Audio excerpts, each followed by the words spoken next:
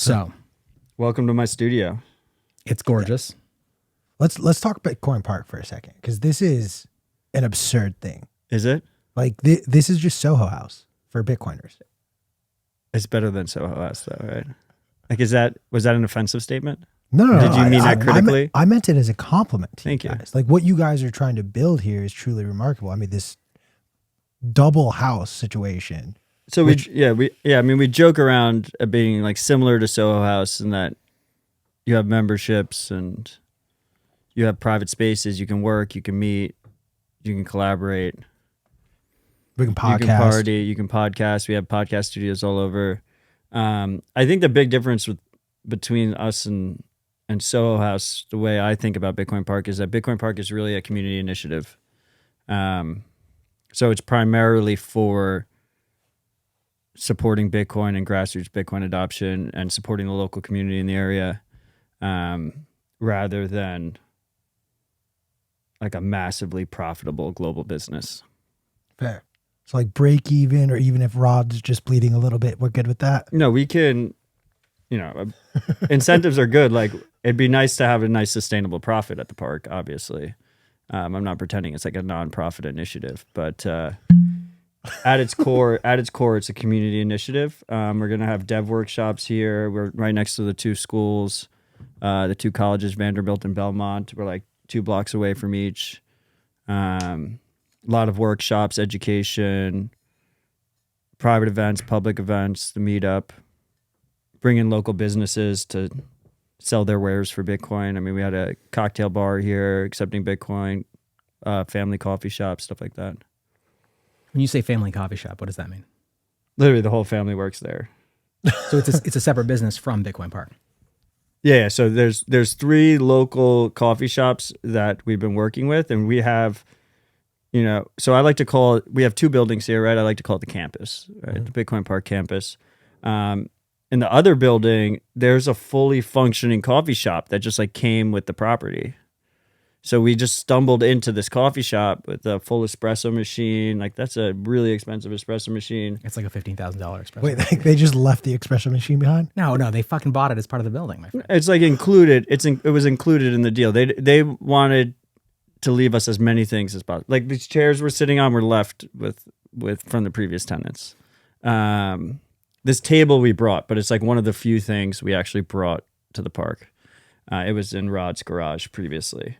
But anyway, we had a fully functioning coffee shop, but like we're not trying to run a coffee business, but we enjoy coffee. So what did we decide to do? We reached out to 3 different local coffee shops, all family owned operations.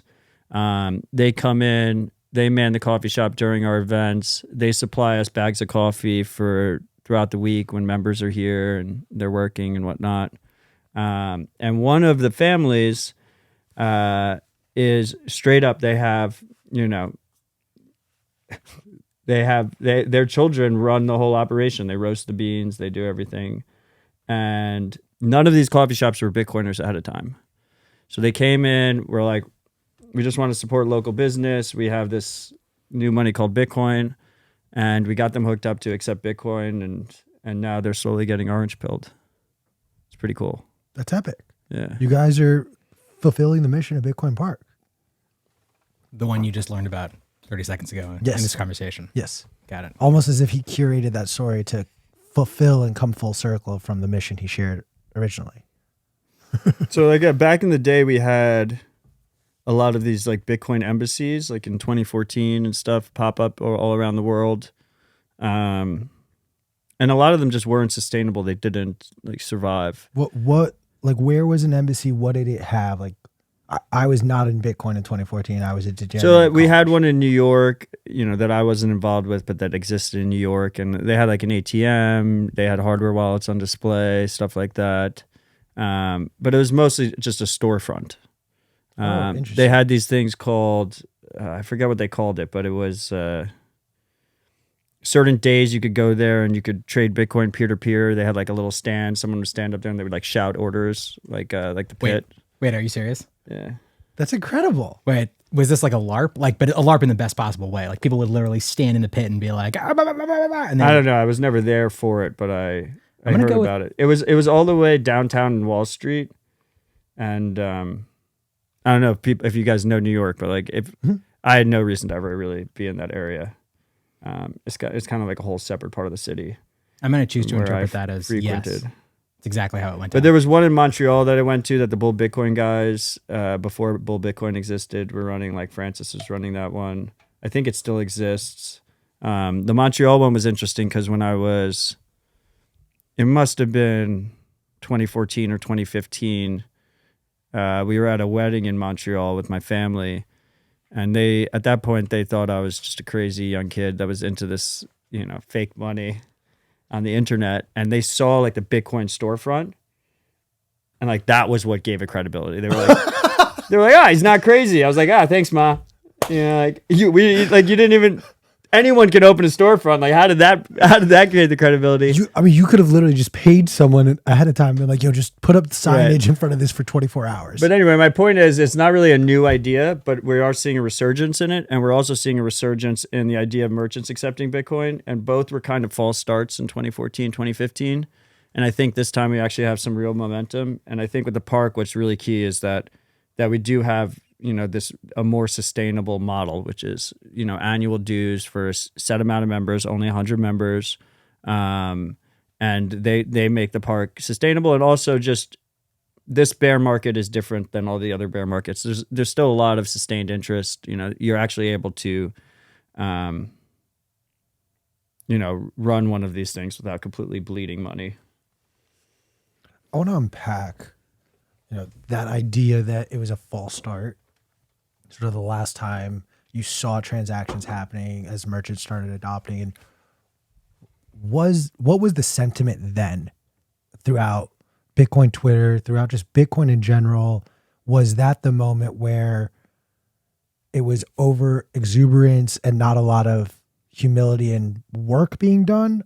Or were there just mistakes being made, bad attempts, poor projects that led to the ultimate failure? So wait, before you answer that, because I know our audience is desperate to know, what were you wearing when this happened?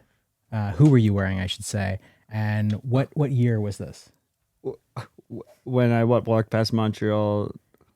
Sure. I mean, I guess as you recount this story, please let us know whether you were wearing like Louis Vuitton. Definitely need a hat update. Like, walk me through your hat each time. I have no idea what I was wearing.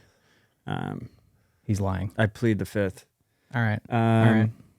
But no, I mean, the difference with the merchant adoption back then was it was mostly BitPay, which, had made horrible decisions as a company since then, to say the least.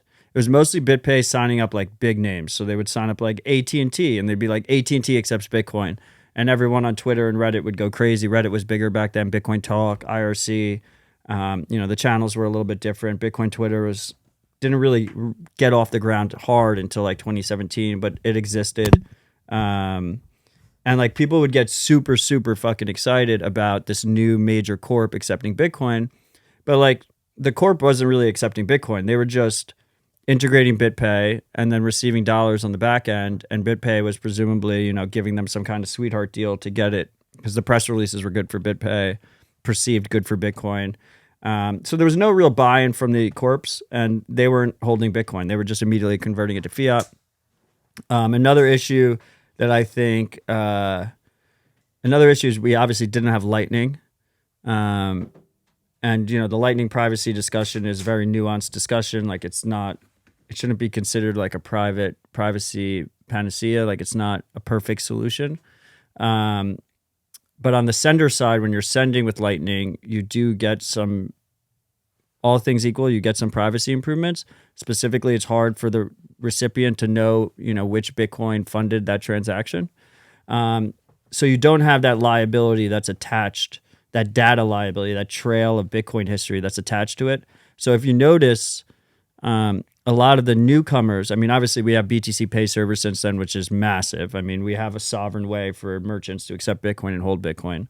But if you see the newcomers like Ibex and Strike, they're going Lightning only. They're not accepting on-chain. And because they're not accepting on-chain, They don't have to deal with situations of you not paying the right amount. They don't have to deal with situations where blocks are full and the confirmation isn't happening right away. They don't have to deal with situations where they might feel compelled to use a chain surveillance tool because they have this whole history there. So I think from that side, Lightning being and obviously like Lightning's not perfect. I think there's still a lot of work to be done. But on that side, it really sets us up in a more positive foundation. But on top of the whole thing really should be, I want to see merchants accept Bitcoin and hold Bitcoin. Ideally, I want to see them do it in a completely sovereign way. But even if they use something like IBEX or OpenNode, hold the Bitcoin afterwards, hold a portion of the Bitcoin afterwards. And in that way, I know me personally, like I'd be more likely to spend at a merchant that is partaking in the Bitcoin circular economy. They're actually holding Bitcoin. They're using Bitcoin to buy their goods that they need. And I think that's the difference. The difference here is there's a real push towards this circular economy rather than immediate conversion to fiat by megacorps. Like Microsoft added Bitcoin support. They didn't really, they were just, BitPay was facilitating us to market, just sell our coin right at time of purchase. Boom, done. So going to that route a little bit further, I want to sort of hear your experience as somebody who's been deeply associated with the space for so long. We're in a bear market right now, and it feels very different from the bear market last cycle. Which is your first bear market? Last cycle was my first bear market. I'm just trying to mind my P's and Q's. Fair enough. I'll tell you which block my first buy was on. Jesus Christ. Don't do that. You're To everyone listening, don't do that. So fucking Q is over here like, look, this is how much Bitcoin I own. I use a single you want my wallet. I'll tell you my UTXO. I use this hardware wallet. I use this desktop wallet. Don't do that. For the listeners, never fucking do that. Do not tell anybody what you do because it opens you up and creates larger attack surface. What P is trying to say is when he gets kidnapped and tortured, he will give up my UTXO because I gave it to him free one night. So yes, also that. But I guess like I'm just very surprised how much like fervor and interest there is in this cycle, even as we are in a bear market. And you mentioned Lightning, you mentioned that being a large aspect of that. But I'm curious if you have thoughts just in terms of the kind of the cultural milieu that we exist in right now and how that's different from the last cycle as well. Well, first of all, I'm a strong believer in the 4-year halving cycle. It's crazy because it's planned. Everyone knows it's going to happen, but it's still not priced in appropriately. Like it just, for whatever reason, like people are fucking idiots. I kind of believe the concept of if we have truly free markets, they should be efficient. They should price in everything instantly or theoretically instantly. But it just doesn't happen for whatever reason. And maybe I'm kind of a believer that as we go further along in the Bitcoin adoption cycle, the overall cycle, maybe it does start to get more efficient and more priced in just because there is this concern that happens every time we have a halving that the mining death spiral, will Bitcoin survive the halving, all this other stuff.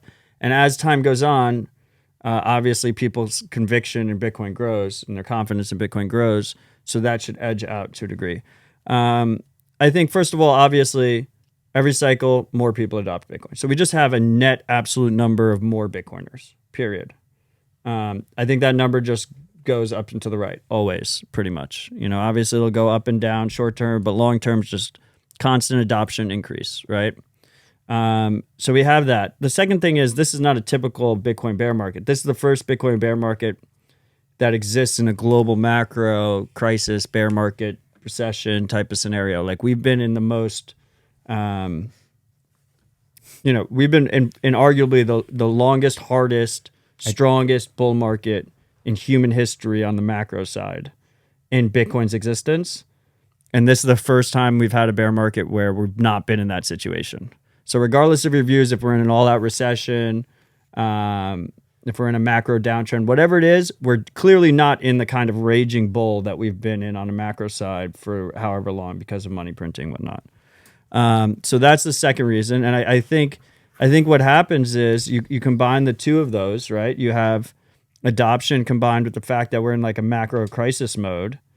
And it comes down to, okay, my Bitcoin holdings are down, but like if you hold Netflix, that's like down 80% or something crazy. I don't know the exact numbers. Like Apple's down, Google's down, Twitter's down, like everything's fucking down. Real estate's like people are getting scared on real estate. And at the same time, we have all these inflation concerns. We have all these other concerns. So when you have all these concerns, it's like, okay, Bitcoin is hope. To me, Bitcoin has always been hope, right? It's something I'm optimistic about. It's something I'm positive about. It's something that's good for our future, right? So when you have all this disaster and crisis and bullshit surrounding you, and then Bitcoin is that light, then of course people are still going to be interested when the price is down in this situation, right? But you definitely see a downtick in terms of the amount of people active in the space compared to maybe 6 months ago or something like that. Absolutely. Like there's a significant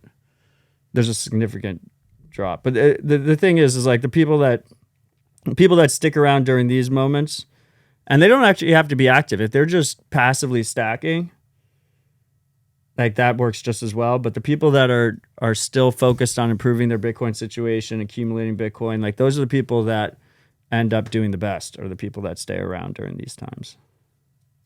Seen it time and time again. You're an old ass man. That's what you're saying. Old ass man, yeah. No one's older than you, though. No one's older than P. That's what I'm saying. Yeah. But There's plenty of people older than me. Yeah. I mean, I'll touch on that. Like, it doesn't matter what time when you come into Bitcoin, you'll always think you're late. And I'll borrow from someone else. I forget who said this, but the meme "we're still early" that continues until people are mostly earning Bitcoin rather than buying Bitcoin. If you're buying Bitcoin, you're early. Yeah. I think I think that is such an important point. And even as we were heading up to 69K, nice, is people would come in and they'd be like, hey, like it's too late. I haven't bought enough, or I don't have enough, or I shouldn't be buying Bitcoin. I think you're absolutely right that until everyone is being paid in Bitcoin, until the expectation is you're paid in Bitcoin, and when you're paid in US dollars, it's like, fuck, man, like I got this job that for whatever reason, like won't pay me in Bitcoin. Until we reach that point, we're still early. So let me ask you guys this.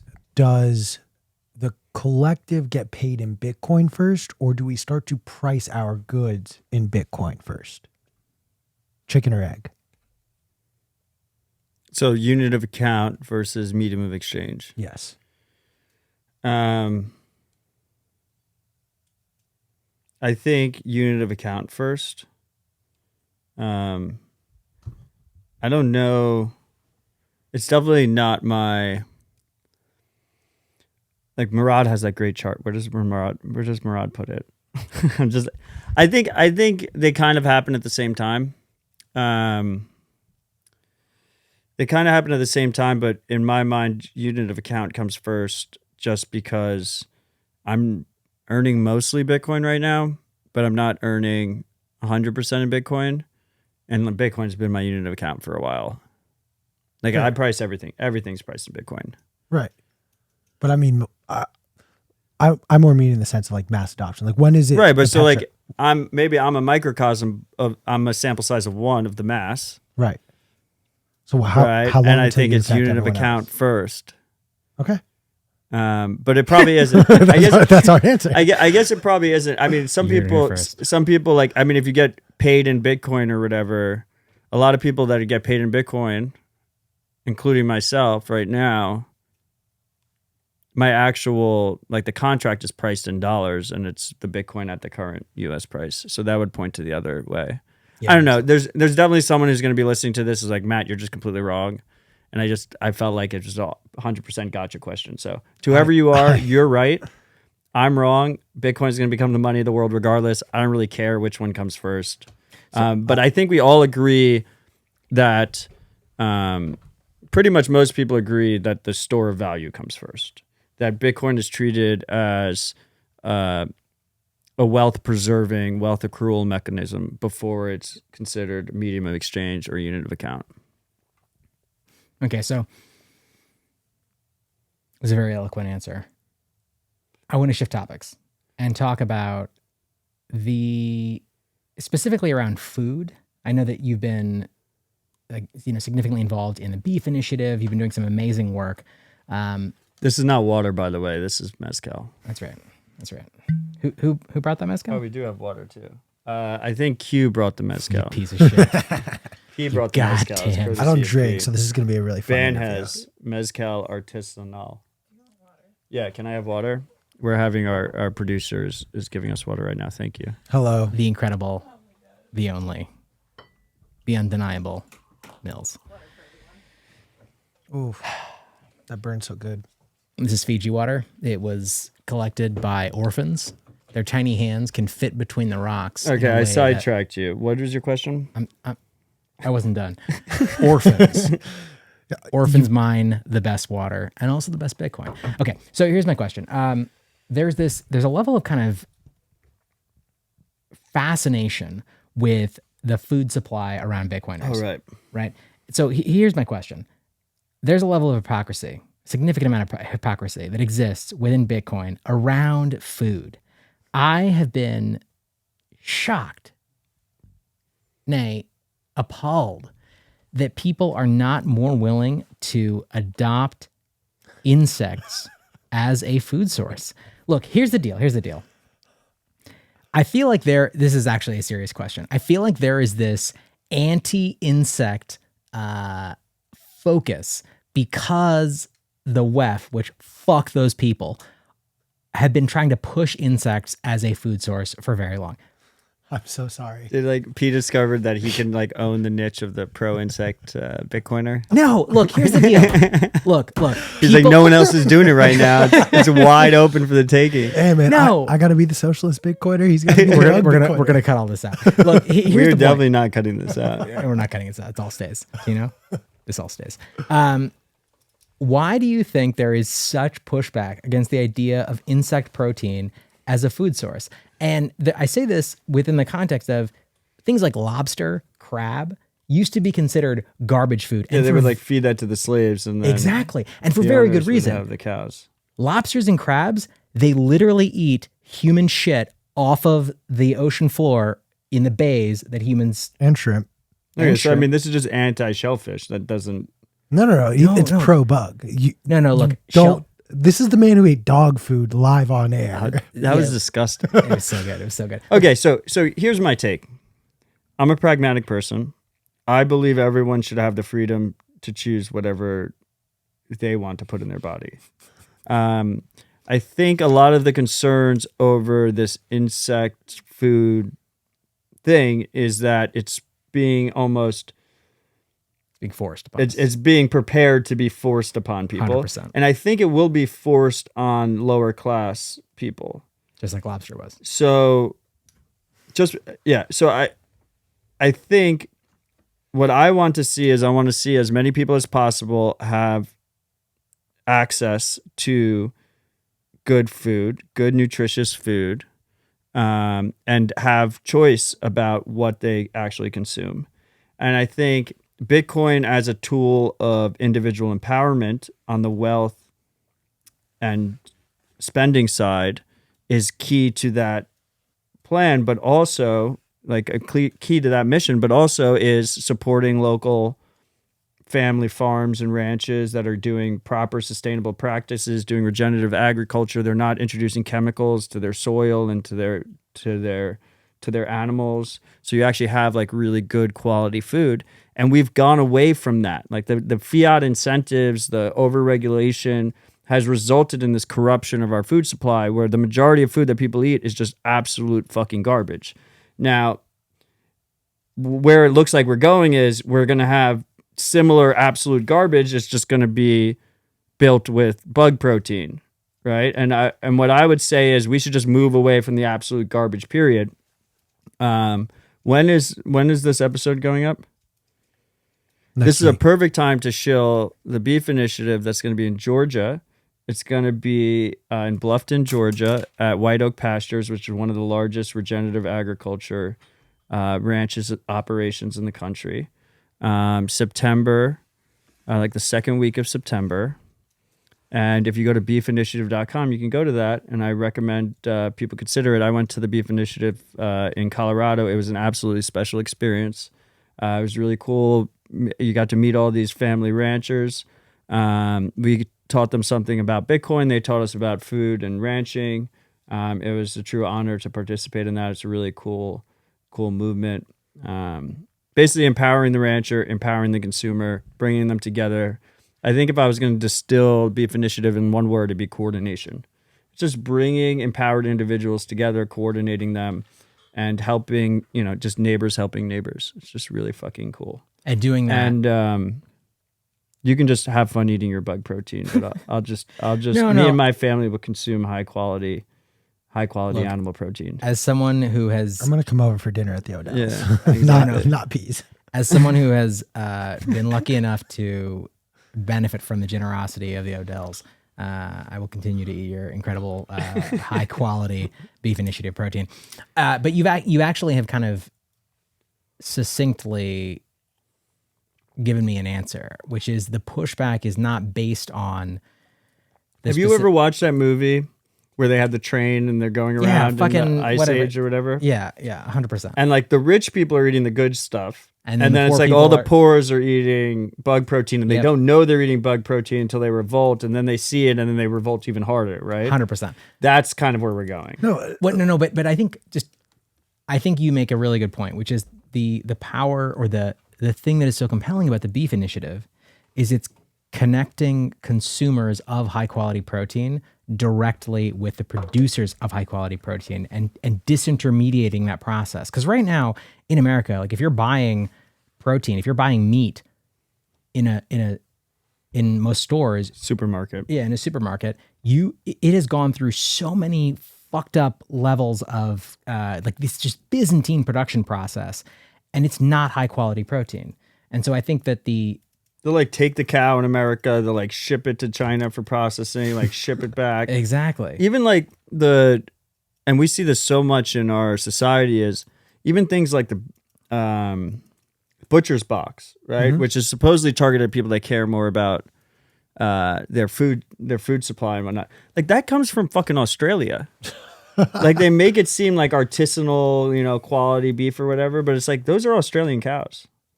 Shipped to your door and packaged and shipped to your door. and they are super fresh when you get them 6 weeks later. That was me being facetious. Yeah, exactly. But I would.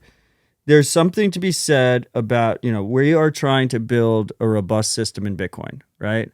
A robust system that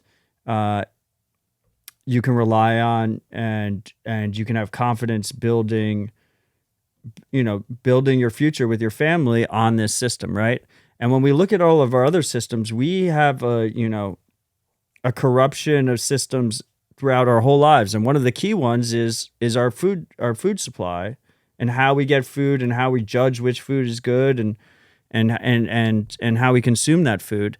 And a very easy way of improving that situation is to get back to the basics, have sustainable local economies, right? And we go back to the circular economy. So Beef Initiative is really interesting because Bitcoin is an aspect there. Like we are helping provide. So I'm more integral in the Beef Initiative process because we have mills here. Like we're creating the Tennessee Beef Initiative, right? So they have the Texas Beef Initiative. Tennessee Beef Initiative is going to be the first one outside of Texas. But the goal is for this to be global. As you know, like I said, there's going to be a Georgia event.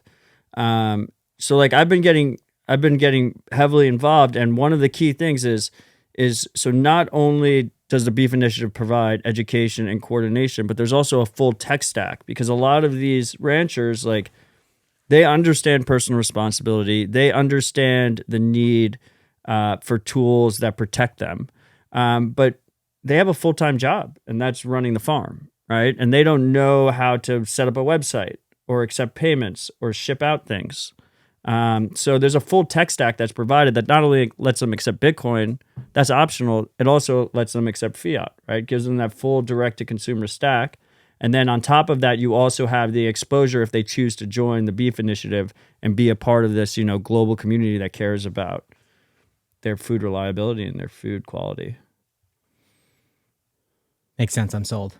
What I'm hearing is that when I have my insect milk farm, You will have other Bitcoiners who want to eat insect milk, and you will have your own circular economy. And the Odells, the Qs, the Mills, we will have our own circular economy where we trade, buy, eat, and sell beef. I like to other think goods. that all of Q's family, their first and last name is Q, so they're just the Q's. yeah, 100%, 100%. No, all joking Like aside, that'd be just great to go over for dinner. It's like, the Q's, they're so nice, you know, they're here. Papa Q, Mama Q, Brother Q. Q1, Q3, Q4. Yeah. Now, all joking aside, that absolutely makes sense. Yeah, the idea of disintermediating food production. No, I mean, you're wrong about the insect thing. I will not be silenced. I mean, But it's Jesus not Christ. as, I would say that, like Bitcoin we have a very diverse group of stakeholders, Bitcoiners of all walks and lives. I mean, we have vegan Bitcoiners, right? Like, it's not like all Bitcoiners are necessarily pro beef. But I think most Bitcoiners are pro quality food that's not, corrupted by bullshit. So Yeah, I want to 100%. unpack that because I fully support the seed oil disrespecters and everyone who is anti-seed oil. Very necessary. We're just this anti-seed oil community that also likes Bitcoin. Okay, continue. But no, and there's nothing wrong with that. But the point I want to make is seed oils is only one part of the recipe that has these preservatives in it. So like, I'm just going to call out someone like Joe Consorti who like will talk about seed oils and then literally post a picture with a Monster Energy drink. And I feel Right. like there's a lot of that. No. The last time he did that, he crossed it it was out. water. It was He crossed water. out You're Monster right. and wrote water. You're right. So was that water. made it water. But that Yeah, the of point I'm course. trying to make is like there's so many other things that have these.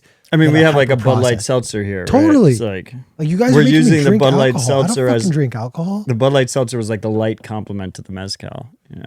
The garbage compliment. What is in Bud Light seltzer? Water, cold fermented cane sugar, natural flavors, cane sugar, citric acid, sodium citrate, malted rice. So not as bad as other things. You're telling me that's like better than the seed oils that you. It's definitely better got than out of seed your diet? oils. Definitely better I think than I'm seed not a oils. nutritionist. Just disclosure. Disclosure. Consult your local nutritionist. No, I would. I think. Look, there's like, look, you're smoking like the jewels. Like, there's plenty of places for us to improve. But I've noticed this with like the Bitcoin perfect. privacy discussion. Is like, don't let perfect be the enemy of good. Yeah. And like, we can improve slow and steady. Every little improvement does help. So you don't, like, I probably shouldn't be an alcoholic, right? Like, I'm willing to admit that. Like, I probably drink way too much. But I enjoy it and life is short. But like, at least I'm not, eating the bugs or eating seed oils, and I'm helping Whoa. local family farms, be sustainable and flourish, and then I get the benefit of good food. You fed me that seed oil filled meal in the box. What feed? What box? Red Hot Chili Peppers. What meal? Oh yeah, I did. Well, So wait. they don't have good food at Nissan Stadium. So what are you supposed to do? We're just gonna starve? I guess we should have brought our own box lunch. Is what we really should have done. But it was our first time in a suite. No, that was fuck chaos. that. You guys both fucked up. I was not able to join. I'm sorry. You should have clearly brought your own cow. I don't know if into you the, can do into the that. box, slaughtered it I don't know live, if you can do that. built out a fire, and then roasted it. You definitely can't do that part. I mean, we lit And some if- fires in and that if- box. If you're doing anything less, you're not a Bitcoiner. But I did look at the menu because I was involved with ordering because I just can't help myself. I was also really hungry. I was so glad someone. And did we it. ordered what was perceived as potentially the best quality stuff. Like what we had, like pulled chicken and pulled pork was like, and it was just like in a bowl, right? Like we could have gotten chicken fingers that were fried in seed oils, French love fries that that. were fried in seed I love oils. that. Yeah, there was like, we could have done worse. I think for stadium food, we did pretty good.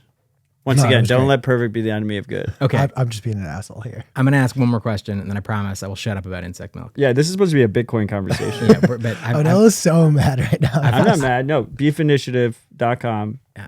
Google. You should definitely check it out. Georgia. Please Don't do. use Google. yeah, you really should check it out. It's fucking awesome. It's super important. Back to my bullshit. There's only 100 tickets. They're going fast. If I were to have, I used to have giant hissing Madagascar cockroaches as pets. What? No, If you didn't. I served a meal that was homegrown Of course he did. Homegrown, He definitely had snake, too. hand-fed, artisanal insects. I went to a place like that. Would you eat them? I Like, went to a place like that in New York. It was called the Black Ant, and no. it was literally like a high end place that incorporated bugs into the food. Yeah, but then they it's all- should have got shut down by the health authority. Absolutely. Like, Yeah, that fuck is- that. No, that's all shit. It was like, oh, You here's a literally $20 margarita with like fucking ants on Yeah, the who the rim. fuck I'm like cares? picking out the ants. No, you no. know? That's all shtick. It's all bullshit. Here's my P question. just wants to know if you. This is if you- literally what you just proposed. Let me rephrase no. it, P, because it is exactly what you proposed. The difference is, would you eat it if P served it to you? No. This is. I'm not. I would probably be less likely to eat it if you served it. We're gonna call this out. The point is. The point is.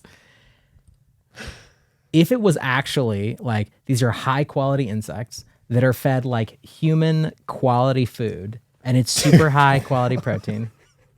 He is that guy you will go to his house, he will serve you chicken. And then I'll be And like, watch surprise, motherfucker! It's fucking bugs. Yeah, that's happening. Literally. Never eat anything. But if P that's the invites problem. over Like you for shouldn't dinner. like trick people into eating bugs. I'm never gonna trick Right? people into eating bugs. That you're part of the Just problem. before it hits your Okay. lips, you're gonna know. I'm Let's shift topics. gonna call it on the bugs. I appreciate how receptive you were Thank you. to P's questioning. Please don't cast that judgment on me. If you like what P's talking about, you can go to buginitiative.com. Someone Look. buy that. Look, I'm just trying to be a Then sell it contrarian to here. P. If you eat lobster, you're eating fucking bugs that eat human Okay, so shit. then don't eat lobster. Like eat high quality animal protein. That's the answer. Yeah, There you go. lobster All is right. super overpriced too. You're basically just as a vehicle for butter. Exactly. All right. Shifting topics. So- What are we talking about? There was something you just said that I wanted to use that as the segue, but you said don't Google things. Can we talk a little bit about data and privacy and how reckless our generation has been? I've long felt like our generation was going to be that first generation where when the president of the United States was our age, there was so much shit in their closet, but because they posted it all on Instagram and Facebook, like Well, we haven't it didn't gotten matter. there yet. That's probably going to happen. But it will eventually. But like, No, let's but unpack what's going to happen is the true psychopaths are going to be are already our politicians, and it's going to become even more so because like every normal person is going to have a million skeletons in their closet, and it's going to be like that one buttered up person who did even more fucked up things, but they just didn't post it on the internet is the one who's going to be fucking elected. Really high quality pour. That was good. Thank you.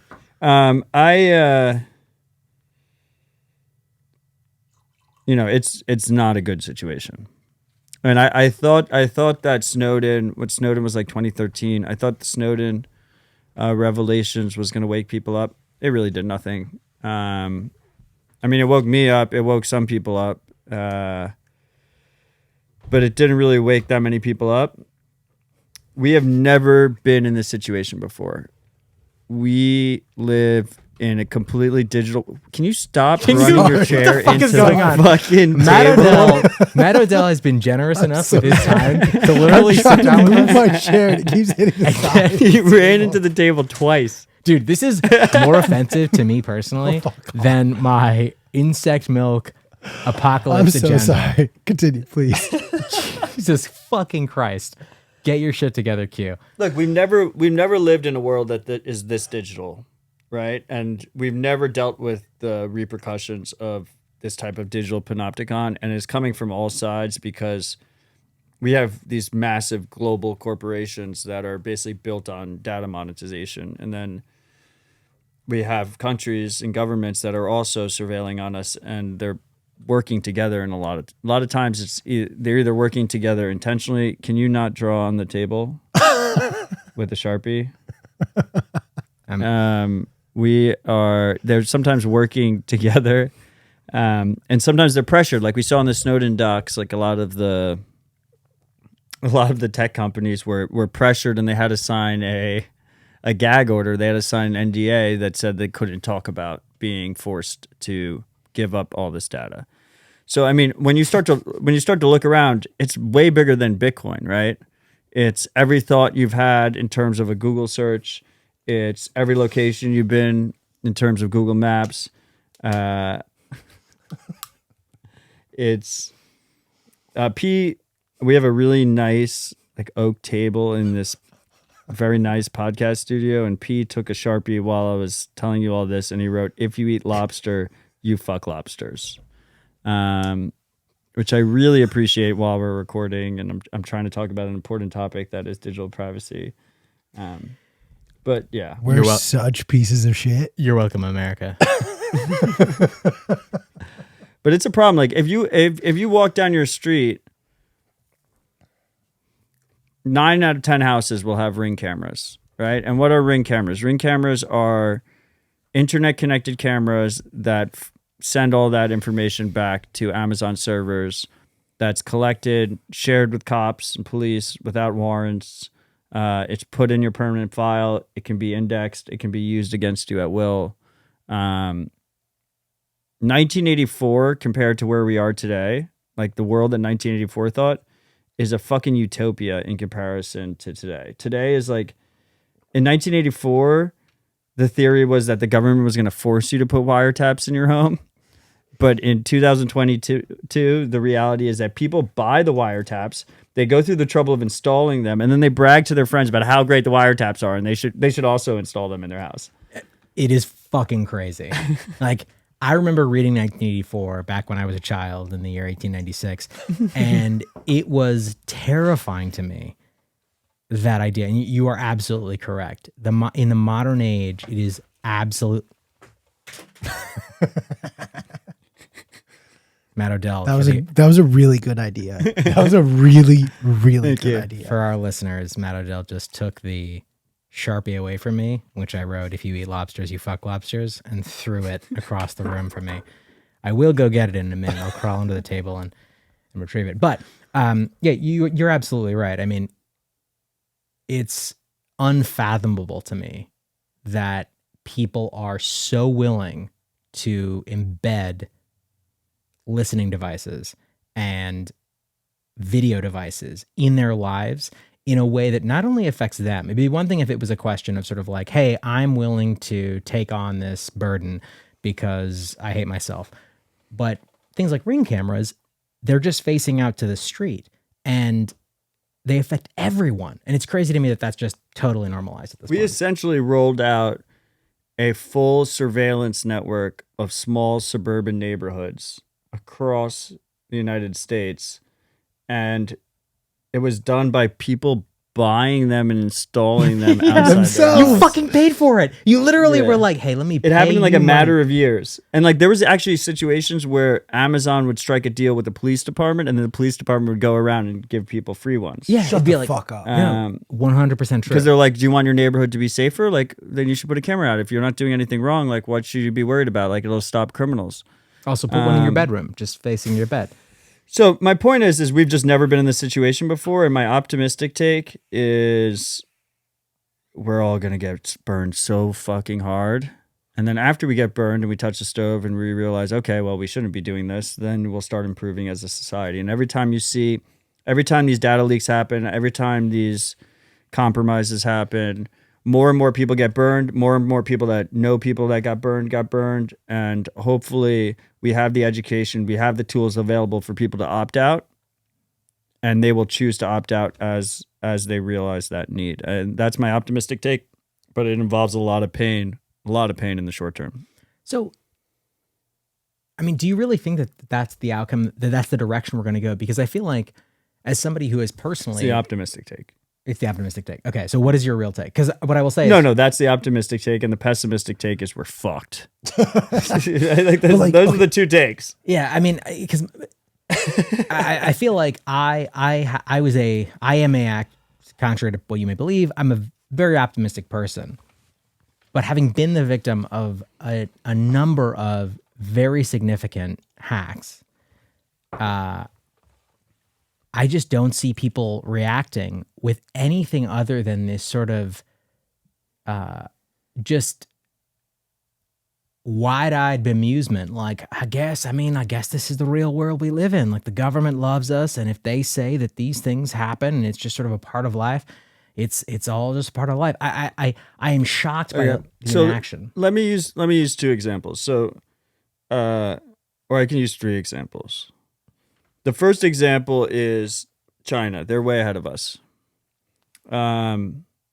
there's a large growing group of Chinese nationals that have increasingly realized the need for better privacy tools and empowering themselves and opting out of this panopticon because their lives have been so destroyed over surveillance, because it came hard and fast for them. Like, they can really feel it palpably. In America, I'll give my other two examples.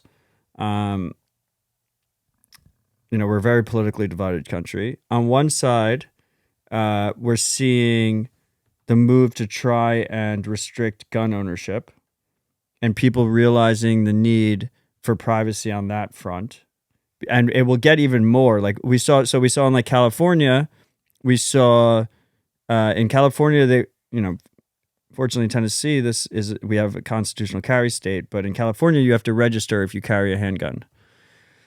Well, supposedly that list of people and their addresses of people that carry got leaked, and it was publicly available for everybody, right? So if you care about individual sovereignty and you care about gun rights and you care about the ability to own your own firearms and practice that right,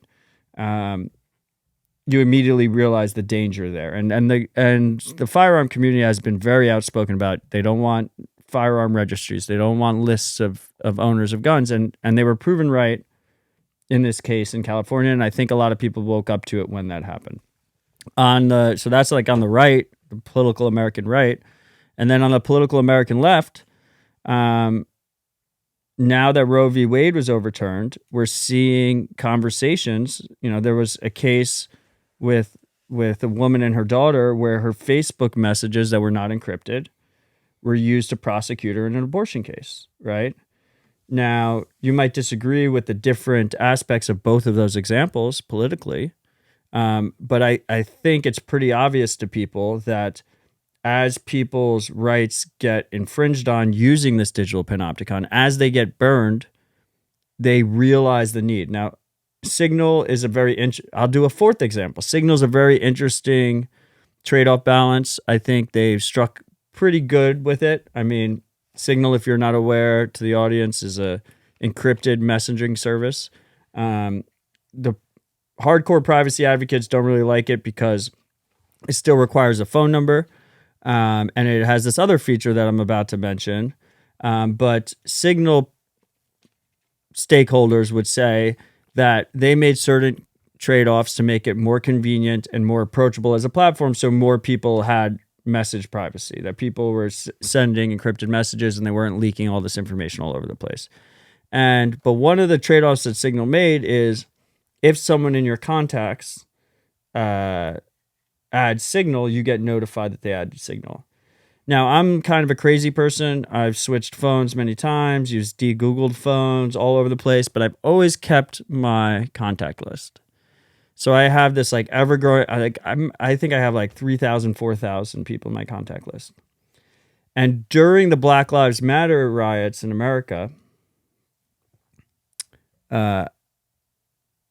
Signal usage went up like crazy. I was getting notified left and right by people joining Signal, right?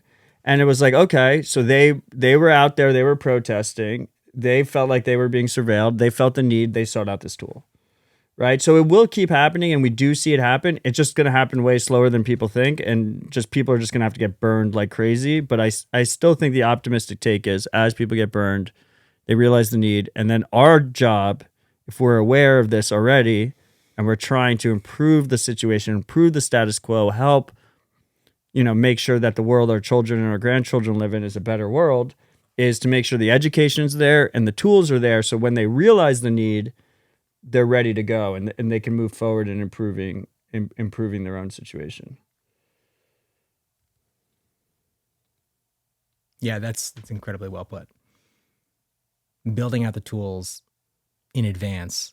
And I guess all we can do in the meantime is encourage people to know how to use those tools and help educate them so that as they need them, they are available. Yeah. And I would just add, to quote Eric Hughes, in the Cypherpunk Manifesto, 1993, he wrote this, there is a massive disconnect on people when they think about privacy.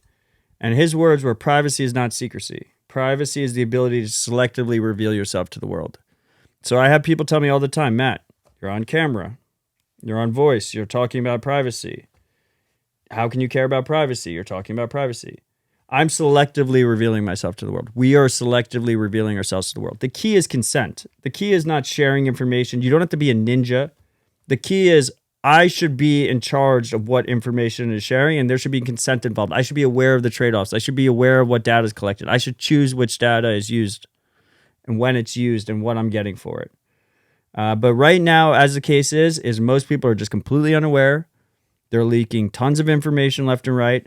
And oftentimes, that's not just affecting them. It's affecting their neighbors. It's going to affect their children. It's going to affect their grandchildren. You send your DNA to a service. That service essentially has the DNA of your future descendants if they're not born yet. Even if they're not born yet. Yeah. If you get your DNA done right now, you are leaking critical information about your grandkids and your great-grandkids. Absolutely. Without their consent. They're not even fucking people yet. That's so wild to think, because you're right. If you and your wife unsuspectingly have each done it, and then later on down No, the it doesn't line, even matter. If you have done it, and all of your No, but children they going can know forward. But it's everything. worse if it's your... if they would if it's literally, both. they would know everything about you. Then if the it was whole both. lineage is just fully... Completely. dude, completely. BlackRock bought out Ancestry.com. Like, you don't They're think, massive data collection operations. you don't think that they're eventually just going to go after your genetic data at some point? And No, they already have. They bought it out. so, I mean, we're talking right now, sort of the doomsday scenario, the pessimistic option where we're all fucked. No, this is No. the optimistic scenario. Yeah. Well, I, No, seriously. This is the optimistic scenario. I understand that in the optimistic scenario, this is already I'm happening. an optimist. I understand. Otherwise, I wouldn't as be am doing I. this right now. If I didn't think that we couldn't improve, if it was so far gone, I would just be living in the woods. I actually would go so far as to say you can't be a Bitcoiner without being an optimist, because you No, have no, I you disagree. you have to. You have to believe that there is a point in the future where No. this is going to get better. No, I disagree. Like, Then what's the I point? think by pigeonholing the idea of a Bitcoiner, I think that is a mistake. And I think it does us all a disservice. Bitcoin is for everyone, even your deepest and most hated enemies. And that is one of the many beauties of Bitcoin. Okay. And you can be a deep, deep pessimist and believe in Bitcoin because it is the best option out of a shitty plethora of options. And you can be that person, and you can be in Bitcoin, and you can run a node, and you can support the network. And you can be people like us who are more optimistic and are willing to show our faces on camera and have our voice recorded on camera. And because we believe that we are Your voice is being recorded with microphones. Like, your phone right now is recording everything on top of the recording of this. Hey, Go hey, on. I wasn't camera is done. the video part. Okay. Sure, these are details that are uninteresting. The point is, my pen is also a camera, and it is we can be those people, and I think that Bitcoin is for all of us, and I think that that's an important distinction. I think that you don't have to be a specific type of person, whether you believe in. So I actually think I agree with Q. Oh shit! Give it to Um, me. Tell me where I'm wrong. I think there's a lot of pessimists that find Bitcoin. Like, I was a pessimist before I found Bitcoin, and then Bitcoin gave me hope and made me an optimist in the future. Like being low time. Presumably, there are Bitcoiners that are using Bitcoin as digital cash, and they're essentially high time preference Bitcoiners. It solves a need for them today, which is just buying things privately without censorship, or in a censorship resistant way. We don't want to talk in absolutes. And those people, I guess, could be pessimists. But if you are long-term focused on Bitcoin, there's a degree of optimism there. That is like why are you? I mean, if you're stacking, if you're accumulating Bitcoin, you obviously believe that there's some reason you're doing that for the long term. So there is a degree of at least personal optimism, maybe. Maybe you think the whole world is going to shit, but like it personally empowers you. I mean, I feel incredibly inspired by Bitcoin. So like think about our peers that are not Bitcoiners. Like when I talk to people that I went to college with, when I talk to people that I went to high school with, they are very disenfranchised, very disillusioned, very pessimistic on what the future holds, very pessimistic on what corporate media decides they're going to be angry at, this week or something. They feel like they've gotten the short stick, right? Like they've just been destroyed as a generation. And then if you talk to Bitcoiners, like, of course, we're not talking, I'm not going to talk absolutes, but when you talk to Bitcoiners, like, I feel like just 90% of our peers that are in Bitcoin are the exact opposite. Yeah. Well, so like, yes. I would never say 100% Right. optimist, Not 100%, but yes. a lot. Bitcoin is hope at the end of the day to me. It certainly is for me. I mean, I would be and was like profoundly depressed about the state of the world before I understood what Bitcoin was. If you're watching this dumbass interview right now, Hey. you're probably an optimist. Hey, Like if you're sitting down, you're like, I'm going to watch P&Q with Odell, and I'm going to spend this time for however long this goes for. Like, you're probably an optimist. And I would say that if you're a pessimist, first, like and subscribe to P&Q show, Yeah. and then comment Thank you. underneath the video and say, I'm a pessimist. Let's see how many there are. I love you, Odell. There you go. Always be shilling. No, I'll accept it. All right, so where do we go from here? I kind of want to ask you a little bit more though about like the selective revealing, because Okay. you've been in this space and doing it for so long. Like you have created this sort of digital presence of who you are. I mean, we just attended a funeral of a digital identity. Are you? Whose funeral was that? I forget his name. It's so easy, now that he's gone, you just forget it right away. At this point, Rockstar is a distant and faded memory. But How are you doing with that? are you still angry? So we hosted, Rockstar's a good friend. I would go as far as saying he's a brother. He decided he wanted to get rid of his digital identity. Very important to be able to choose when you want to cycle through a new identity and what you want to reveal to the world, as we talked about. I was supportive of that. Usually when people have NIMs, they, just disappear. They just stop posting from that NIM. A NIM is a pseudonym, so it's a name that you choose that is not your legal name. It's not the name you're born with. Like he wasn't, like P didn't come out of his mom and his mom was like, oh my God, he's so beautiful, I'm going to name him P. No, P decided that he wanted that name to be his identity. I'm pretty sure the same with Q, but his whole family might be named Q. I'm not sure. So Rockstar decided to do that, and I was very supportive. We hosted a physical celebration of his life and everything. He's done so much for this space. I had him on my podcast, Ill Dispatch.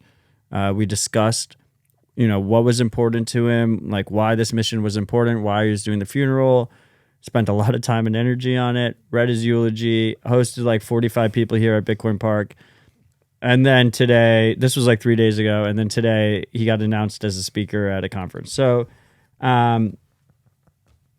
what were the phases of grief? Denial, anger, Yeah, bargaining. I am wholeheartely in the anger, I left anger you on part of the Saturday, grief. and you were still you were at anger. But that was before he had risen again. So now I'm just solidified. We're just cemented in that zone. I'm sorry to hear that. I did the denial hit me for a little bit, and then It yeah, was, but I was correct. I was pretty sure he wasn't. I was pretty sure. I mean, you called that denial at the time, but I was right, dude. I mean, so it wasn't denial. It was a correct gut. It was is what it realism. was. you can say what you want. I thought it was hilarious. I was watching you deny that he's really not. He's not going to not show up. to this. And then on the other side of the table, I won't dox who it was, but they were like, "Well, we got to go back to the hotel, and we'll tell them we're going to leave here and go to the wherever we went after." And I was like, okay, so they're bargaining. I've accepted this. Who here is depressed? Yeah. Who's the depressed? But really, what happened was Q got rugged. I was right, and it was a beautiful moment. Rockstar has done a lot for the space. I have a ton of respect for him. I think his work on digital identity and explaining to people why selective privacy is important is extremely crucial to everything that I've been focused on and a lot of us have been focused on. And just to complete the thought and to never stop shilling. If you would like to see him live, TabConf will be going on in October in Georgia, in Atlanta. It's a great conference, and you can go to tabconf.com if you would like to buy tickets to see a presumably dead man speak about very important topics. Look, people have been saying that cyborg technology is not nearly far enough along for us to be able to reanimate a corpse. And Rockstar is going to prove you all wrong. Ooh. Okay. Get ready. Let me ask you a different question, Odell. I know. Shut up for a second. I tried. You literally told him you were ready for his question, and then you're like, I'm going to ask you the question. 100%. That is exactly what happened. Story of my life. That and P, you're muted pretty much sum up my day-to-day. Odell, where will you be during this momentous occasion, the resurrection? As far as I'm concerned, the resurrection already happened. It happened when the tweet went out, right? It's a digital identity. It's a digital identity. It was a digital announcement that he is not dead. Or maybe he was, and it's a resurrection. So one thing that I think is... Are you trying to get me to do Yes, he's trying to get you to shill one more thing. No, we can just wait till that's more tasteful in the future. So can I ask the question that I've now since forgotten? I'll allow it, but watch yourself, counselor. It's key to always show, but it's key to keep them tasteful. You know, you Like he's done it like very simply, smoothly. It's like good, they right? don't realize we've collected money from both the Tab Conference We and have the Beef not. Initiative. I don't think we have. No, we haven't. We- No, they are not sponsors. You should genuinely you? know because Odell's like, that is money that's out of my fucking pocket. So just to recap, all three shills have not paid any money. TabConf, Beef Initiative, TabConf.com, BeefInitiative.com, SillDispatch.com have not paid money. Oh. All three shills. Are you serious? wait, no, he did show that, but there was a fourth. What was the fourth thing I recapped? Oh, BugInitiative.com. Like and subscribe if I could ever say that word down Oh, below. yeah. This, yeah. Yeah. Well, I assumed you guys hadn't paid yourself money. We That haven't. would just be dumb. No, we haven't. Yeah. No money. And I have not received any money for that shill. Fair enough. Nor will you. It's never going to happen. Okay. Please ask your question. Is the future of, people's safety, as we talked about, getting burned, the less so, learning digital safety and identity. I am so sorry yet again for the child that sits to your left. Viewers right. I'm an adult. Is protecting our digital identity, like, will the everyman have to have a NIM to a degree? Like, will we get to that point where it's so necessary if you want to have some semblance of, Would every man have a digital identity? like, no, Separate? a pseudonym, like a genuine NIM separate to what they have already created once we realize how far we've gone? Yeah, I mean, I think the optimistic case is that people will have many, many identities, and they will use them for different things where they want to use them. And right now, we live in a society that mostly, the state decides your identity system, and the way you live your life is it's really hard to use multiple identities in a data. I mean, if you want to talk about living your life privately, like try paying your property taxes privately, or having a birth certificate for your child privately, or paying your mortgage privately, or registering to vote privately. These things are very difficult. Our society is set up to basically create all these data honeypots that you're a ostracized crazy person if you try and opt out of these different things. Like, I personally think it's completely normal for someone to have a kid and not have a state sanctioned birth certificate for it. But I think most people right now would say you're fucking crazy if you said that, right? So I think we are going to slowly move to a world where it's more commonplace, and it's going to be people choosing. People will choose to opt out of that system, choose to have multiple identities until it gets normalized. There's a lot of things that we currently think are normal that were crazy at some point, and people chose to do them. And as more people did them, it became normalized and it became a common occurrence. Now we need tools to make that more accessible. Right now, our most common digital ID is a phone number, and that's like insanely centralized, right? You have people will have a phone number from the from the time they get their first phone, which is increasingly younger, which shouldn't be the case either, but that's people's personal decision. They can do that if they want to. And that phone number tracks them through their whole lives. They use it to sign up for services. It's at this point, it's almost more of a social security number than the social security number is, right? It absolutely is. And that's like that's obviously a completely centralized system. Most of them, you can get a phone number without connecting it to your legal name, but It is very difficult. yeah, and the status quo is like it's basically full KYC, identify yourself with your legal name, provide all your information. That's connected to the phone number. If you use the phone number, then that's connected to all the other information.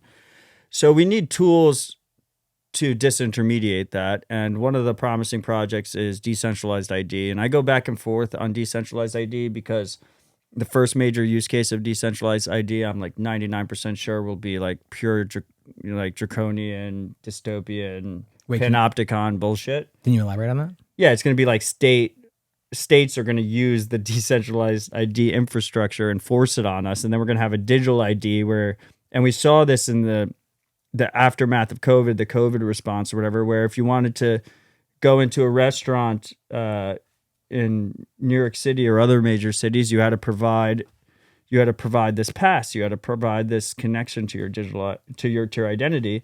And some places, including New York, had a digital version where it was an app and it had a QR code. And actually, it was even worse as a privacy-focused Bitcoiner because it was powered by IBM blockchain. Oh, sweet Jesus. Just to add on top of that, right?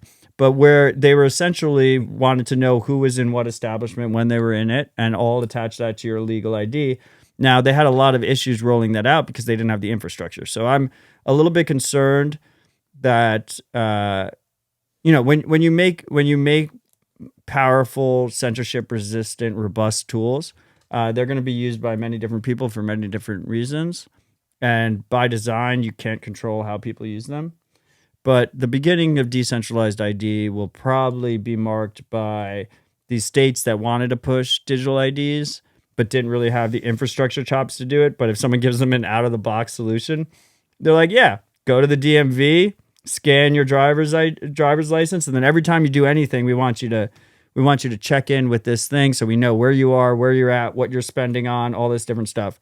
But ultimately, I actually see a lot of resemblance to decentralized ID in Bitcoin, where Bitcoin, you can use Bitcoin in a fully pro-surveillance way. All your transactions are tracked. How much you have is always tracked at a moment, but you can also use it in a freedom-oriented way without permission. And with decentralized IDs, you have essentially the ability to spin up what amounts to a public-private key pair, which is similar to how Bitcoin works. And that can be associated to a certain reputation, a certain identity that you want, and you can use them selectively. You can spin up as many as you want. And I think that will become more and more commonplace, where like people will essentially have different identities, and different organizations, events, services, whatnot, will not only honor the state sanctioned identity. Like if you want to think of decentralized ID on a high level, the way I look at it is, okay, so you have this cryptographically verifiable identity that you can create at will, as many as you want. We all have those, and we can each endorse each other. Obviously, you guys are just letters, but you could say like Matt's a good dude, but also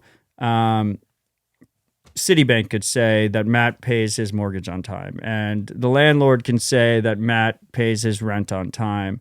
A teacher could say that Matt was a good student or whatever, and different services, different people will respect those different attestations of your credibility, rather than just, the New York DMV said that Matt lives at this house and pays his taxes, right?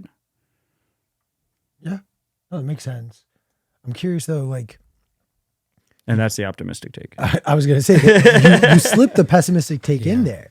You Right. brought Well, no, up like that's Bitcoin the optimistic take is it starts with draconian panopticon surveillance state shit, but then it morphs into freedom tech at scale. And the pessimistic take is it just goes to that first step and stays at that first step. And that every transaction we do is tracked, logged, used against us. Every message we send, every location we go to, every photo we take, every time we answer the door, every time we go out. I mean, I think the reality is that is already the case. Stop using my own stickers and sticking me with them. Hey, I'm just trying to promote Citadel Dispatch, which is a fantastic podcast. Everyone should be subscribing to it. Available on all podcast apps. Just search Citadel Dispatch. It's your favorite one. Yeah.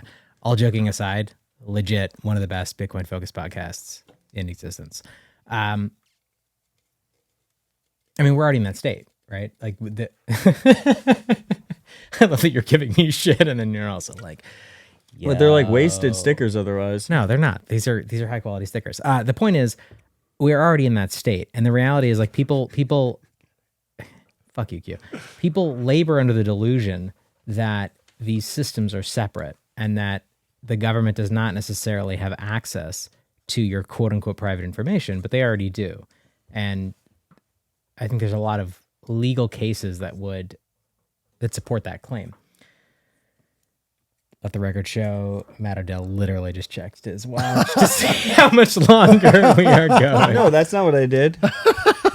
I was supposed to do another recording, and Pete told me not to do it. But we are at a great point in this conversation to continue going. And if I hadn't canceled that other responsibility, we would be fucked. I take full responsibility. Yeah, He should, because it was all Pete's fault. Yeah, 100%. so that's why I checked. All right, fair enough. I think this has been a great conversation. I hope the audience has agreed so far. I mean, I hope from what you're saying, which excites me, is we're not done yet. I don't think so. I think we're in stride right now. absolutely not. So there's an episode you did recently with Rockstar before he was hit. Before he died and then resurrected, yes. Those are your words, not mine. Where he encouraged. If he did a resurrection, he should have at least done it like outside of a cave, done it the full 9 yards. I 100% agree. Yeah. Okay, continue. Where he basically advocated for everyone creating NIMS to explore different aspects of their identity. Yeah. And different things that they were interested in. And I think this is a really interesting idea. It is not something that I have ever done, but I think that it's something. I'm curious whether you have explored that yourself. I'm trying to get you to dox yourself. What are your NIMS? And I've had many NIMS. This was the only one that I didn't have the wherewithal to cycle out. I'm not trying to do a gotcha question, because the key is when it comes to NIMS, like, they should be temporary things. You should be getting rid of them and starting fresh ones. You should have many NIMS. People should have many. I mean, they can do whatever the fuck they want, but it's really empowering having many NIMS.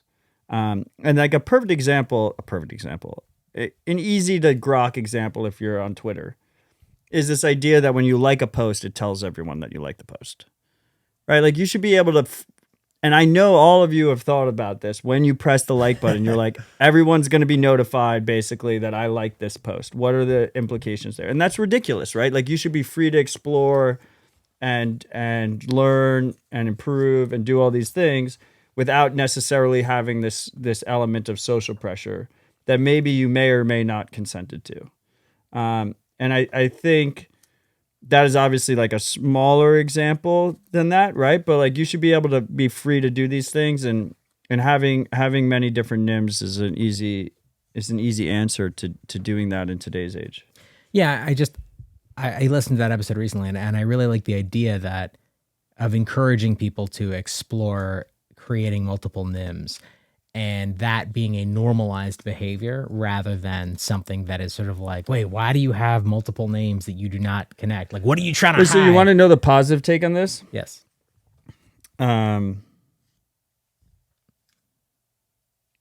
Esports and drone racing. I'm so excited to hear how this is connected. The top 10 in the world, almost all NIMS. No shit. Now, like, that's a generation that decided that their their passion, their main thing that they're focused on, like regardless if you think they're legitimate sports like playing League of Legends or drone racing, I would argue that drone racing is pretty fucking cool. Like it's kind of cool. I love video games. So. I just wish the drones had missiles on them. I think that would make it more exciting. 100%. They're all NIMS. I think Like Fortnite, the Fortnite championship or whatever was like won by like a 14-year-old in Argentina named, I don't Grand know. Slam Boner Jam. Yeah, something like that. Yeah. It's like Eagle Flyer or something. That's just a Native American name. I don't even know. Whatever. But it's like he had a NIM, right? He had a NIM and it was normalized. It wasn't like He wasn't on camera though? Like he didn't like show his face? No, he showed his face, but it wasn't like His name. Associated with Paul his won. birth It name. was blah blah one, right? Like that was his, and like he had fans that came there to support his NIM. They didn't come there to support his legal name. Right. So there's a normalization happening in the younger generation already.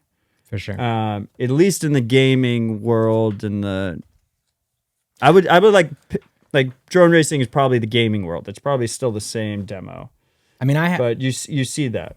I certainly had an interesting experience doing the programming for Bitcoin 2022, which is I was surprised by the number of, I had to interact with a lot of high profile people, whether it was, Bukele, President Bukele of El Salvador's team, or, people associated with any number of political figures who were like deeply confused by the idea that my name was a letter. And they were like, yo, what the fuck is going on? Like, what are you trying to hide? You know what you should have said, right? What's that? It was a birth certificate fuck up. No, I didn't even get the chance. I feel like that just ends the conversation. It's like, yeah, I don't know what my mom was thinking, but she fucked up the birth certificate. My mom was drunk when she had me, which explains. That's the liberty this. you get to take when your NIM is a single letter. Yeah. Anyway, I was fascinated by that. Like even in the Bitcoin space, can you stop just like slamming hammers all over the fucking place? Try to turn this on me, Ricky Bobby. Anyway, I think that I love the idea that Slow and steady, like it'll get normalized over time. Yeah, I think that's the optimistic take. I think you're right. To be honest, I've just been imagining these drone races as like early predecessors to. I'm a Star Wars fan, so like pod racing. Yeah, love that. Every like the references that you make are either like basketball, NFL, Star Wars. That's it. That's all you got. You have about 30% of my personality. Yeah. You don't make very many references, Odell. Like sort of like broad, cultural references. do I not? I don't think so. I don't know. There's like hundreds, if not thousands, of hours of me publicly speaking. But if you say so, I mean, look, P, you have homework to do. look. I mean, like you're publicly, you hate sports, you hate gambling, and wait, what? I'm totally. I love that you guys take. I love I skipped over the sports thing and I was like, I love gambling. I one of my favorite things, by the way, is the fact that you and Q can't seem to tell at all when I'm just like fucking. It's really hard because I worked very closely with P for a while now. And it like really wasted a lot of my time. I know. No shit. It's like, fuck, why was I listening? That was bullshit. It was like completely unnecessary. It makes me so happy. And yeah, it's like I would say it's the fifth most common topic of conversation when we are hanging out, like privately. It's sort of like the references to like, God fucking damn it. Like, why did I waste my time attending to what you were saying? All right. I'm glad to know that this is not just like a personal experience with Pete. That this is a very consistent theme. So look, here's the thing. I think it is important that we are all challenged to critically examine everything that is being fed to us at all times. And I view it as a personal, like, responsibility. I don't know if this is bullshit or not, right? You don't even know. Like, it could just... Look, neither do I. Neither do I. Let's be real. This is the issue, right? This is the issue. Look. It's like he could be making an important point, or I should just not pay attention. Like, I don't even know. 100%. Right? Now, look, Like, Here's the deal. You like never know where he's gonna so end it. good about like setting up the punchline. Yeah, like, I'll exactly. give him credit. Like I'm No, just not look- even gonna listen to this. Look, here's the thing. If you don't know me well enough, there is always a deep nugget of truth in everything that I'm saying, and I'm just figuring it out as we go. I'm saying stuff, and then I will turn it into some random comment that makes it not really relevant. My point is, I would hope that we are all critically evaluating everything that we're hearing around us at all times. I think that especially, well, actually, I don't want to say especially in the Bitcoin space. I think this is more prevalent in outside of Bitcoin, but we have a tendency to lionize the people that we identify as heroes and to not evaluate critically the individual statements that they make and the decisions that they advocate for. And I think that's a huge loss. And my own random personality leads me to say random shit all the time, but that's kind of the nugget of what I'm trying to do. It's like, I want everybody to be critically evaluating everything that everyone You're says. like the teacher who like says bullshit so that people don't always just assume whatever the teacher says is the good thing. I think that would be a very presumptuous thing for me to argue, because I'd be lying if I said I knew, I thought these things through as I was saying them. But that's the positive take. That's the optimistic take. That's what we've been talking about this entire time. That is the optimistic take. The name of this episode is The optimistic take. The Optimistic Take with Odell. Oh, I'm so happy. Literally nothing you've said has made me happier than when you pulled the cork out. For the audience, every time I've pulled the cork out in front of my mic, the boop you've heard every time has been me trying to induce Odell to do this, because it's like this, what's the word? What's the person who rings the bell? Alcoholism. Pavlov's dogs. Pavlov's dogs. Yeah. I have listened to your fucking podcasts for so many years, and that like boom is such a like visceral experience for me of like, let's fucking get into it. Like, this is going to be an uncensored, real conversation. So I'm super excited that you just pulled the bottle out and did love that. the bottle pop. Odell vetoed me trying to hotbox this room. I did try earlier. Yeah, you fucking idiot. You're trying to do this in this is like $1 million fucking studio we're in with like expensive audio equipment. Everything around us is fucking gorgeous. Shout out Bitcoin Park. And you're over here trying to fucking blow. Wait. If that is something you'd be interested in, there is going to be an opportunity for that in the future. Stay tuned to this channel to see that. Wait, I feel like you didn't seal the deal. I don't know how much I'm allowed to talk about or not. You can talk about whatever the fuck you want. If you haven't figured, say whatever you want. If we have to hold this podcast until a certain date, we can do that. No, I don't. I hate holding podcasts. So I'm No, not no, gonna we're say not- it. We talked about this. No. We're not going to do that. Look, There might be a conversation with me and Q in the future Oh, that yeah, resembles I don't. that. I don't want to say that. Yeah. I don't want to say that. Yeah, God see, I'm good. I'm like, God no. fucking this is damn amazing. it. What people don't realize is they're like, Matt, you say ridiculous shit. Like, yeah, but I've had many hours of being drunk on air, and there's a lot of shit I don't say. I'm like, pretty good about it for the most part. I've had my my low points, but there's been pretty good about it. no, okay. All right. I thought you were basically saying A like, lot of secrets up here. can you say that again, but like slur just a little bit more? No, All right, fair enough. I don't play by nobody's rules. It's understandable. So a question that I like to ask: what have we not talked about in this conversation that you have? Nope. I got our next topic. Oh, fuck that! No. Hold on. This is a real question. It wasn't a real okay. What is something that you have not? You guys are looking at each other like. Wait, like you're asking me a question to ask. But continue. Just go. Just Yeah, ask no, me the no. question. What We're is just something? giving you shit, man. Just What is keep drinking something- your mezcal. What is and something? ask your We're almost question. done with the bottle. Which I'm impressed because I've taken like 2 sips of the. Yeah, you haven't drinking anything. I'm not gonna drink it. Pretty lame. Yeah, you literally have an entire fucking mean, glass. I've been drinking this. Personal choice. You have your choice. I'm He's been drinking a single can of Bud Light seltzer. and I've been using my Vice. How plenty. long have you been going for? What is that over there? Only an hour and 30 minutes. An hour and 30 minutes you've been sipping on that single Bud Light seltzer. Congratulations. There's one more. Here, I'll go get a second. No peer No, pressure. wait. Okay, ask the question. Ask the question while The Q question is is, going like- to replenish himself, The question genuinely is which means it was empty, by the way. So he hasn't even been sipping it. 100%. What is a topic that you feel comfortable? Wait, what? Continue. You just did the. Yeah, okay, go on. No. Like I don't think this is a real question. Continue. it is a real question.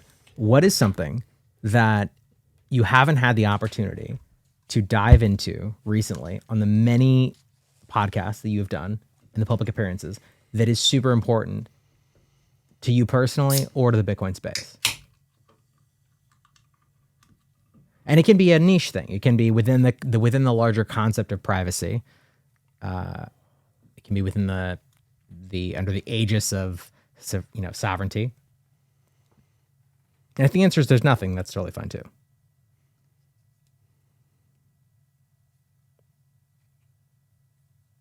I don't know. So while you noodle on that, I'm constantly trying to explore things that haven't been explored. I don't like part of the reason I started Solo Dispatch was because I felt like there was a hole in public discussions and conversations in the Bitcoin space, and I thought I could help fill that hole. I didn't want to do what everyone else was doing. I didn't want to. I didn't want to just be talking about the same things that everyone else was talking about. But I don't know. I mean, personally, I think what specifically had been lacking for a while was the food and the local community building kind of part of the equation. But I've just gone like ham on that, so that's not lacking now. That is actually it's a fantastic answer, and that is something that I have recognized in you. You have, I mean, when we moved here, we moved to Nashville at approximately the same time, and there was a very small community of Bitcoiners here that was mostly focused around Bitcoin Magazine, and you have done an incredible job of working with Bitcoin Park, working with Rod, working with Mills, and the people that are involved to really build this out into a new and unique kind of mecca for Bitcoiners. And I think it's pretty impressive. So Yeah, I'm a simple man. I target something and I'm like, we need to do more of this, and I just fucking do it. I just see where it takes me. And then if I feel like that has been sufficiently boosted or sufficiently improved, then I move to the next thing. And I don't think people realize how much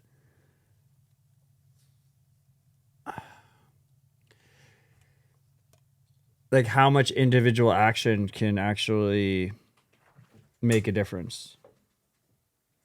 And individual action obviously always starts with an individual, but when you have like-minded individuals come together, real change actually can happen. Not bullshit whining and complaining and arguing with people for bullshit internet points. But actually doing things and being consistent about it. It makes a difference. it makes a huge difference. But it all starts with the individual. You gotta.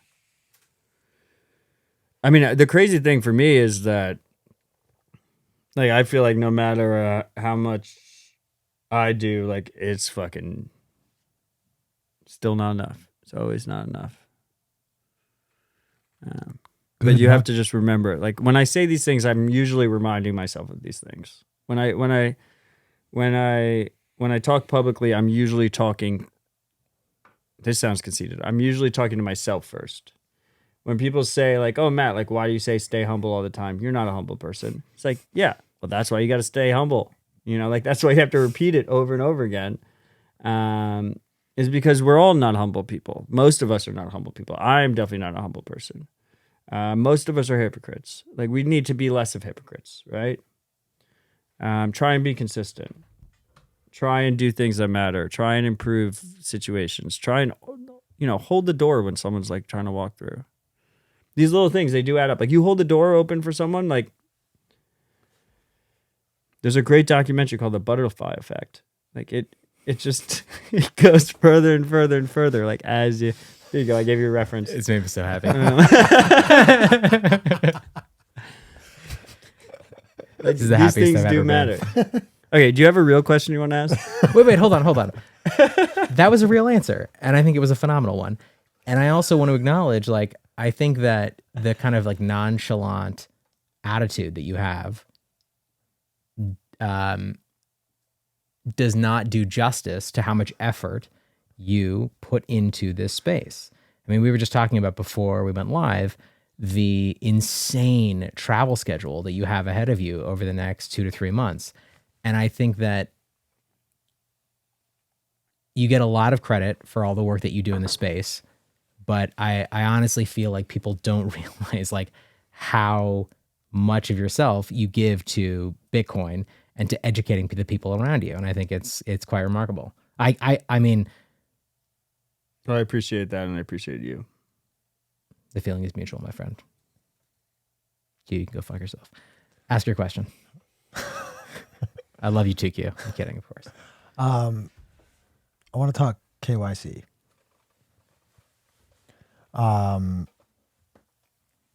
Without saying all the things that I use, I definitely don't have the best practices of my own. You and 99% of other people. And so at a certain point, is it better to onboard someone for the sake of What is KYC? know your customer? What is know your customer? Essentially giving up your information to User service, ID, bank account. address, email, phone number, selfie, maybe, Social security number. social security number, Like blood type of your child. Not that part. Yeah. Which testicle hangs lower than the other. how much hair you have left. Like my favorite thing to do when I do deal with my normie friends is if they already have Cash App, it's so easy to just convince them hop on over. Like, is it better to just onboard someone, orange pill them, get them sort of into Bitcoin, knowing that that's probably at some point you've got to correct the path that they're on? Or should they just start off on the right path when it may be a little bit more, it may have a little bit more friction and therefore less people will have that appetite? I mean, so this is a very common question. My favorite part about my public experience in the Bitcoin space is that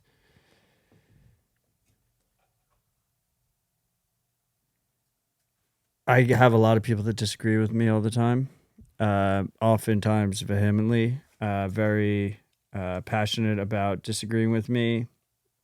Sometimes it flips, like they'll agree with me on one thing, they disagree with me on another. I like the hot button issues. KYC is one of them. We shouldn't be. Harry Potter was mostly a shitcoin, but I think the aspect of not saying, I'm trying to do as many references as possible.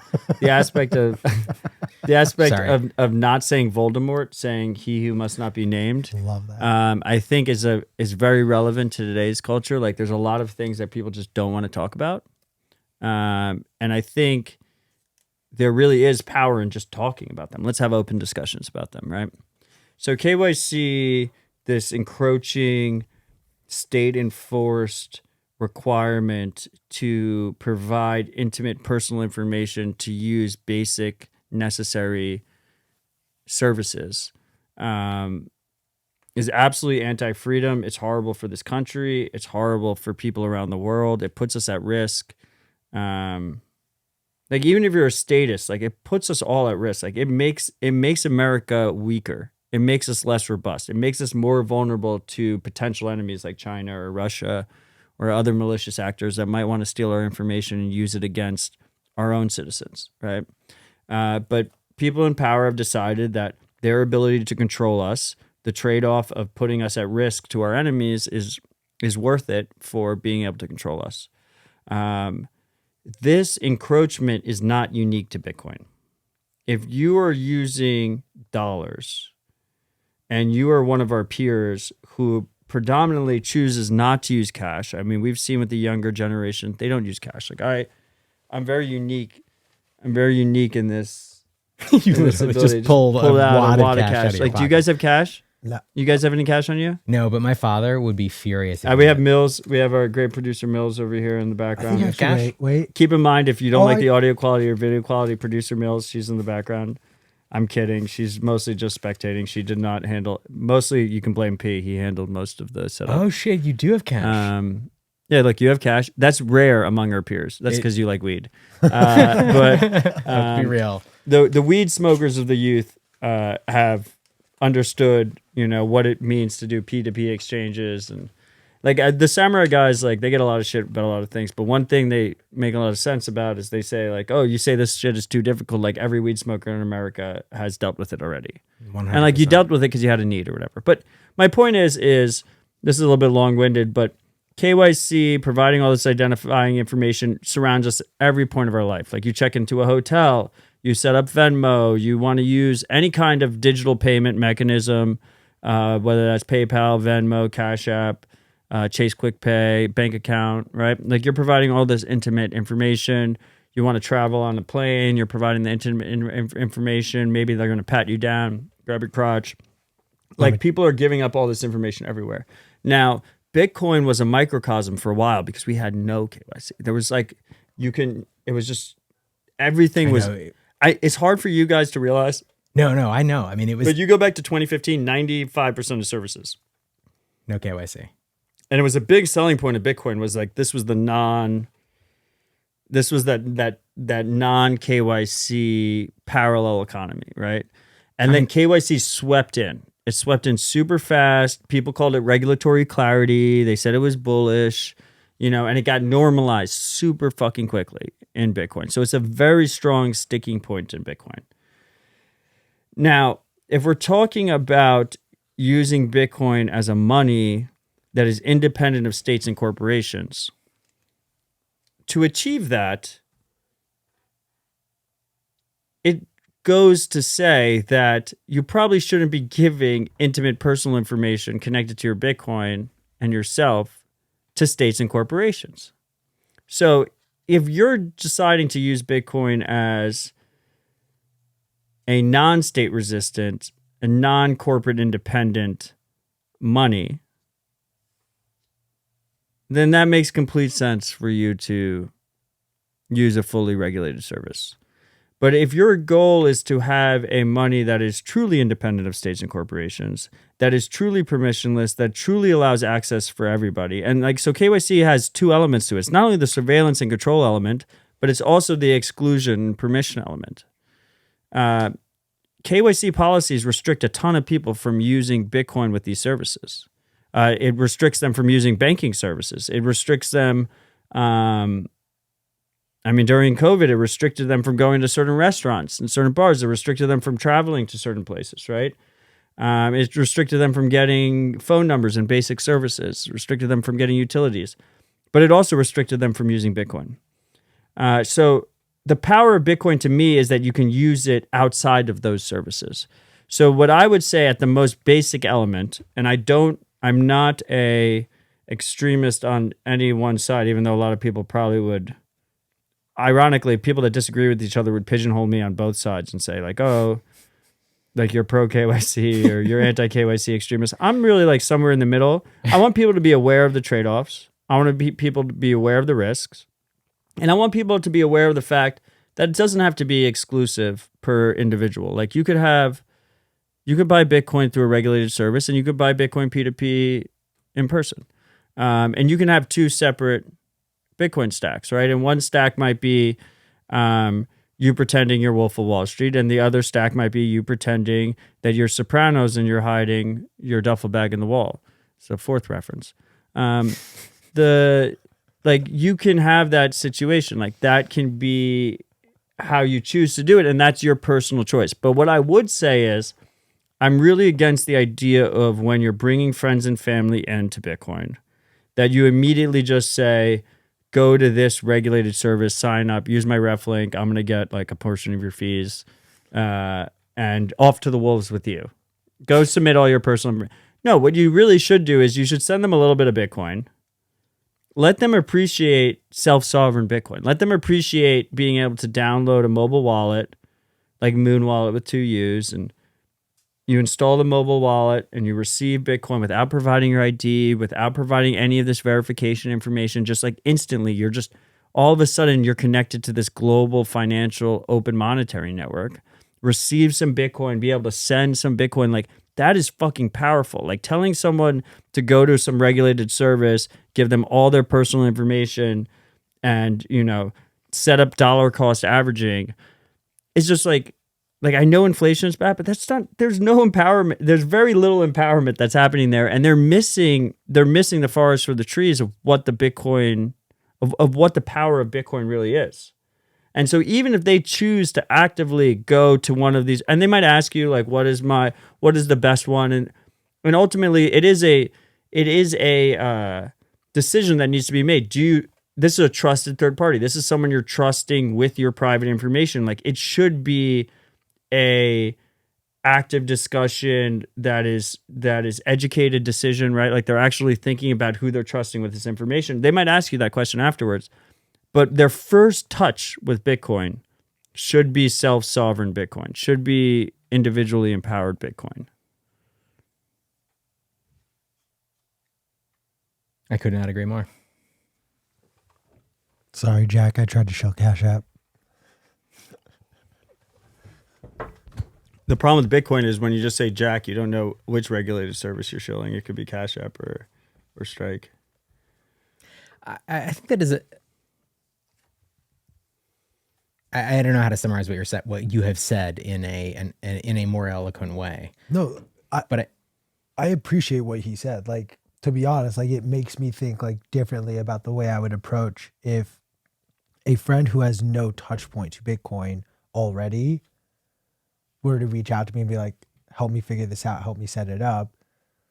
At least you can explain to them more holistically what it's meant to do rather than just, here's a little bit of Bitcoin now, off to the wolves with you. No. It's more than that. Here's a little bit of Bitcoin is actually a fantastic way to onboard somebody to Bitcoin, as long as you're doing it in a way that does not require KYC and empowers them to be self-sovereign.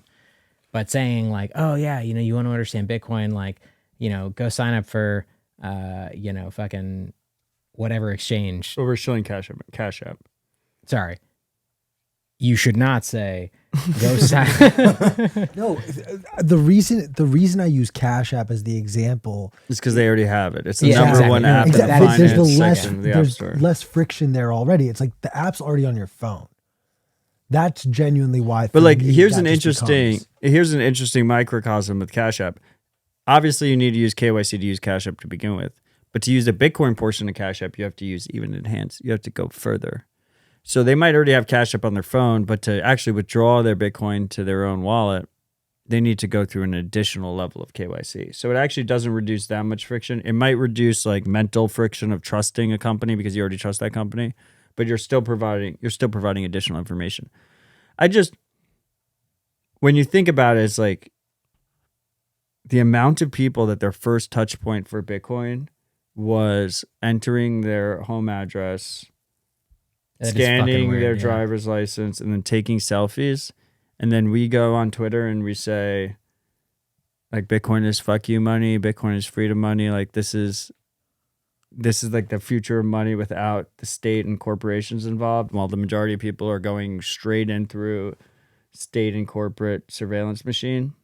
Yeah, that is a weird... It's just so hypocritical.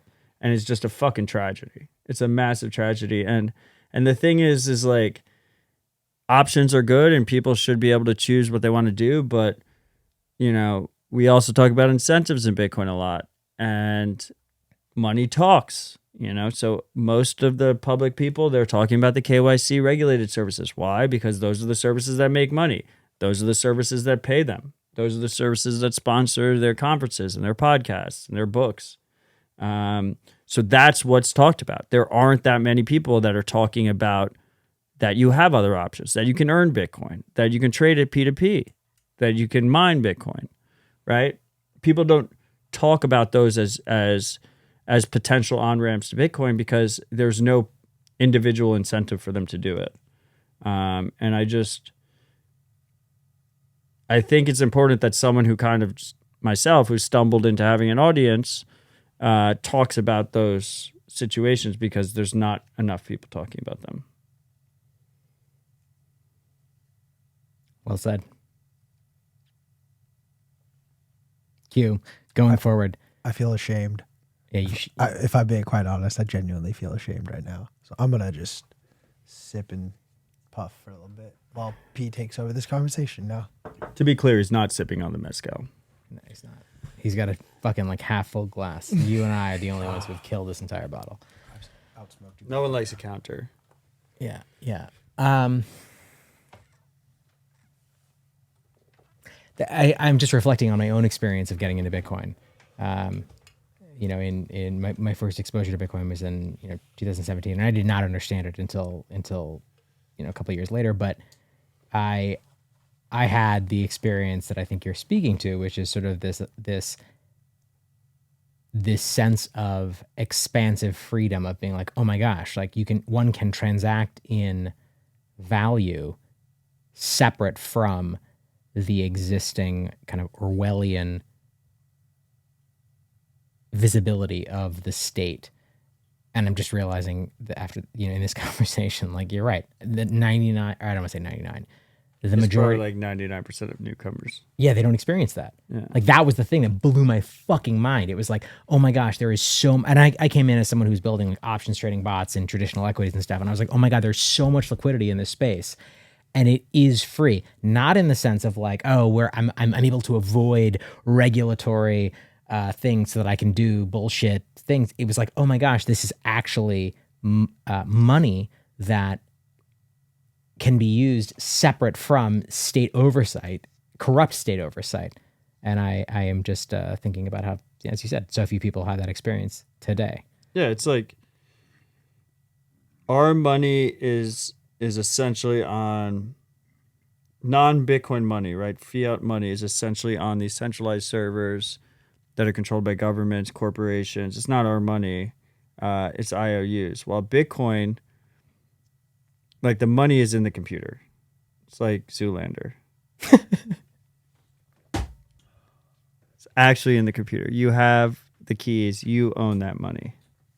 I mean, I guess some people might say it's on the ledger, but like your private keys are they're in your computer. I mean, I hope not. I hope they're not in your internet connected computer. No, I mean, a hardware wallet is a computer. It's a purpose-built computer. Absolutely. I think you want to talk about that. I think that's an interesting topic to go back to your previous non-question, which is, Bitcoiners. Bitcoiners, we're obsessed with Bitcoin, right?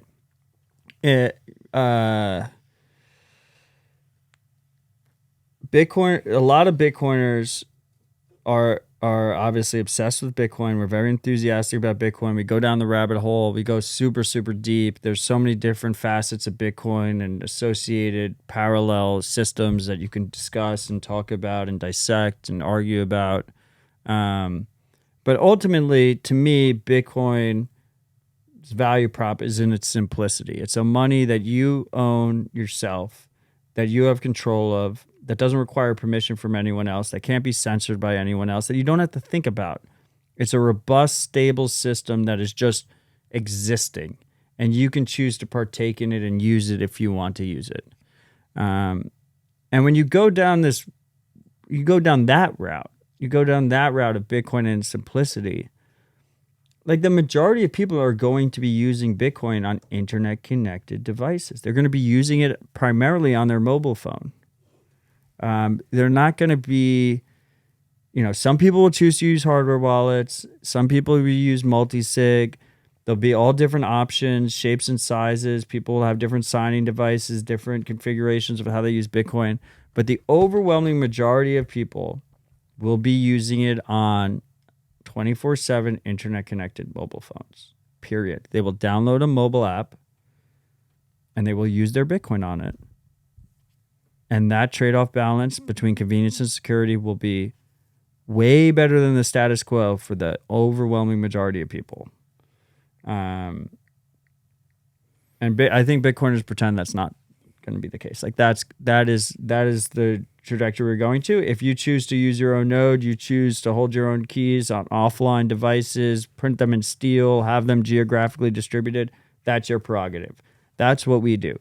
But there's going to be a lot of people that choose not to do that. And that's okay, and that's the reality, but that's the reality we should be building tools and education for. Absolutely. Not us as much. Like we still need our tools and education 100%.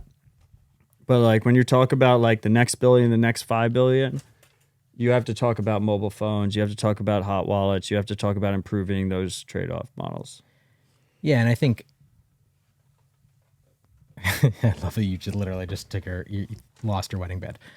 I think this is extremely relevant right now because we have tools like or companies like Fedi that are building out, federated Chaumian mints, which are a system that it does a really good job of sort of being this middle ground.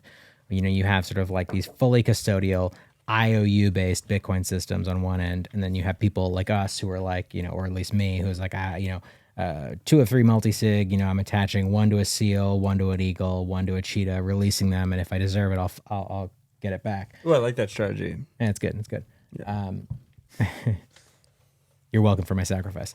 And I think federated Chaumian mints are this really, really powerful system that acknowledges, as you've said before, which is that people will take the path of least resistance. And so it is our responsibility as Bitcoiners who are interested in onboarding as many people as possible to this thing that is this life raft, this financial life raft, to creating these systems that help people do that in a way that meets them where they are. And I think systems like federated Chaumian mints are one of those examples where you can rely on these existing trust structures to create these or rely on your existing communities.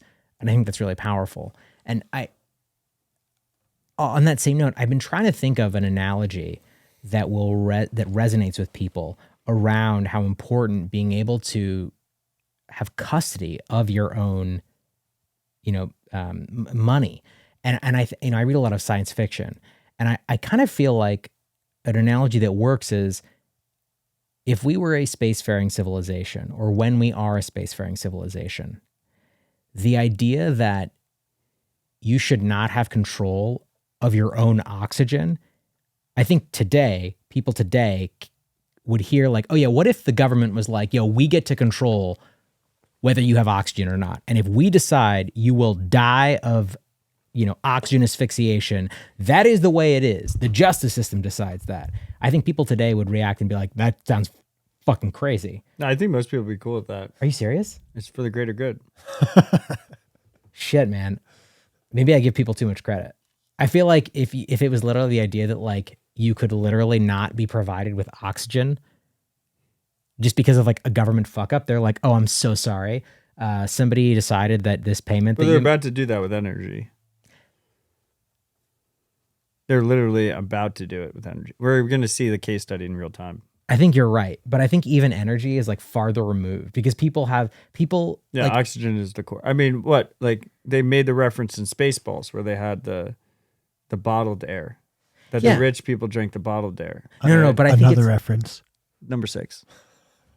For those that you were counting, your bingo card is full. You should be drinking right now.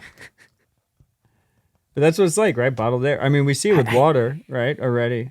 Like rich people drink bottled, purified water. No, but I think it's different. I think of everyone else's water is contaminated. I think of the ability to control and have privacy around with how you transact. Fresh well water. No. I'm talking about oxygen in general. I know, but I just wanted to make sure that the water maxis knew that I'm aware that you can still have fresh water that's not bottled. Absolutely. Do you agree though that like I think of Bitcoin and monetary freedom as being akin to being in space and not having access to oxygen. And when people are like, "Oh, you should have to KYC for your money. You should have to KYC for your Bitcoin." I think of it as like, how would you feel if you had to like KYC for oxygen? Where you could, Provide your ID for oxygen. yeah, where you could literally die within 4 minutes. 4 minutes, you're fucking brain dead. I think of it as the same level of importance. I love and respect Odell way too much to let him have to actually answer this ridiculous Fuck you. question. Wait, why? I don't think this is ridiculous. Well, I appreciate your love and respect. I also appreciate your question. I think it's a valid question. I think this is less of a question than a talking point for the Maybe. three of us. But Like the absurdity of that. no, I mean, I don't I don't think it's that absurd. Truly, I'm You not really- being. You really think that's within the realm of possibility? no. So what No, I no. I'm using it as an analogy. Like, He's what is? using it's a shitty analogy. So like Masir Mohammadov had a great line of thinking. Very young dude, had a very great line of thinking like 2 years ago. Then he stepped back into privacy and didn't want to, be a public figure. And what he equated Bitcoin to was time. Right? And time is the most scarce thing we have. Life is short. Right? Life is short, and ultimately everything we do in our life is exchanging time for we're exchanging time for goods and services, essentially, right? Or proxy for that. Right, or proxy for that. And the proxy for that for the longest time has been fiat money that's been controlled by corporations and states. And we've essentially been robbed of that time. So you spend, you spend your time at work, you go to work, and then you get paid in this inferior good that is essentially rug pull by design. They're taking that time from you over and over again, and you're just losing that stored value, that stored time that is lost, right? And Bitcoin, I think he perfectly encapsulated that Bitcoin is this embodiment of the value of time. So if I put time into doing something, I should be able to store that effort I put in something that's equally durable. And Bitcoin is actually equally durable in that respect. And KYC steps in the middle of that and adds a state and corporate permission layer in between that exchange between time and the storage of that effort. So here's my rebuttal to that. People do not. I agree. Time is the most precious asset that we have available. Like people think Bitcoin scares. No. Time. Bitcoin is a complete shitcoin compared to time. Yeah, it's time and attention. You can never. They're one and the same. Yeah. Okay. Well, Besides you, most of us try and stay as concise as possible. You try and add words. I mean, I was about to say, like, I find this fascinating that P values time so much, given how much of it he wastes on a regular basis. look, I've been That's a talking. good point. Wait, here's Professional rug pull over here, this guy. I am absorbing your time and attention in real time right now. You're getting rugged. No, look, I don't think the average person values their time enough. And the reason I use oxygen Nobody as an doesn't. example, Nobody does. no, but people Nobody doesn't. nobody does it. Go watch Throw that on a plaque, put it on the wall. there you go. Nobody doesn't. Go watch Matt Odell. go watch the documentary. It's based on Into Thin Air, Everest. Oh, I love it. I love both the book and the movie. Yeah, right? Go watch that movie where they're literally like, once you go above a certain altitude, So you many are references. I mean, the book is 1,000 times better. 1,000,000% better. You're absolutely right. John Krakauer. Has there ever been a movie that was better than the book? I'm not going to let you derail this conversation. No, derail it for a second. Oh, there has to be, right? Oh, I got you. Although this is a terrible example, but Game of Thrones. Because the books never came out. No, but the TV show is way worse than the books. What about no? I don't know of one. No. I guess National Treasure, better or worse than the Declaration of Independence? Okay, That was funny. I did not see that coming. I'd argue potentially the Marvel movies, just because they were movies Oh to wow, there's like from hardcore. college. Yeah, If you disagree with that take, post that in the comments. Yeah, 100%. Look, I'm gonna shut up a second. I've been talking a lot. My point is, I lost track of what you were saying. I don't remember what we were talking about. Look, it look, could have look. been sarcastic. We wouldn't. no, even- this is not sarcastic. I will put it succinctly. Go watch the movie Everest, where yes. literally the thing that kills everyone in that movie is they run out of fucking oxygen on Everest, and like that's it. They run out of oxygen. They're fucking dead. It's called Fucking so it's called the dead zone. There's no Yeah, nuance. I'm a psychopath. I want to climb out Okay, Everest great, one day. great. But you understand, Yes. right? It's like you go above, Yes. you're in this area. There's literally not enough oxygen in order to survive. But some people climb it without oxygen. yeah, Yes. but no, they're dying. Yes. They can assimilate. Pace, they're dying. Yes, exactly. That's exactly what it is. Like literally, like when you go Most above. of the Sherpas don't climb it with oxygen. Yeah, They just No, pace, no. they're dying. No, Exactly. they get up there and down pretty easy. The Sherpas, No, they get up and down pretty easily. But once you go above 26,000 feet, you only have so much time up there. you're literally dying. Like you stop being able to digest food. Your body, your brain starts swelling. Your lungs start filling with fluid, and it's like the people that are the best adapted, the Sherpas who have grown up there their whole lives. They know it's like yeah, you can spend this much time above this altitude, and then there's nothing you can do. You're gonna fucking die. And my point is, That is the best analogy for KYC Bitcoin. that I've ever heard. no, that is the best analogy for fucking Bitcoin. My point is, people need to be thinking about sovereignty, and being able to control their financial future in the same way that they think Mills is literally like dying over here. Look, it's serenity, sovereignty mix up is like God, that's a fucking pretty damn it. fun All right, mix up. all right. I've been talking about. Go ahead. Somebody else talk right now. No. So like Bitcoin is oxygen. I think that We is. have Bitcoin is hope. We have all the memes. We have like Bitcoin is hope. It's time Bitcoin for a is new meme. time. P is Bitcoin is oxygen, and also buy my bug protein. That's his niche. I am not going to. I will never tweet Bitcoin is oxygen. My point is, I think that these types of analogies are useful to people because they allow people to view it from a different perspective. That's it. That's all I'll say. I would like to say, and feel free to quote me on your favorite social media platform if you wish, Bitcoin is oxygen. Okay, wait. Reality check. Honestly, I'm gonna beat everyone to it. I'm gonna As post it Odell right now. always says. I'm gonna post it right now so that way people know what night we recorded this. Okay, wait. Real talk. How much have I been talking in this conversation? I think So- you've been good. You're fine. I think you've been killing Wait, it. do we quote Odell or do we quote P You for this? definitely quote Odell. I mean, he It's said way- he didn't say it. It's right? way funnier if you quote Odell. Definitely quote Odell. Done.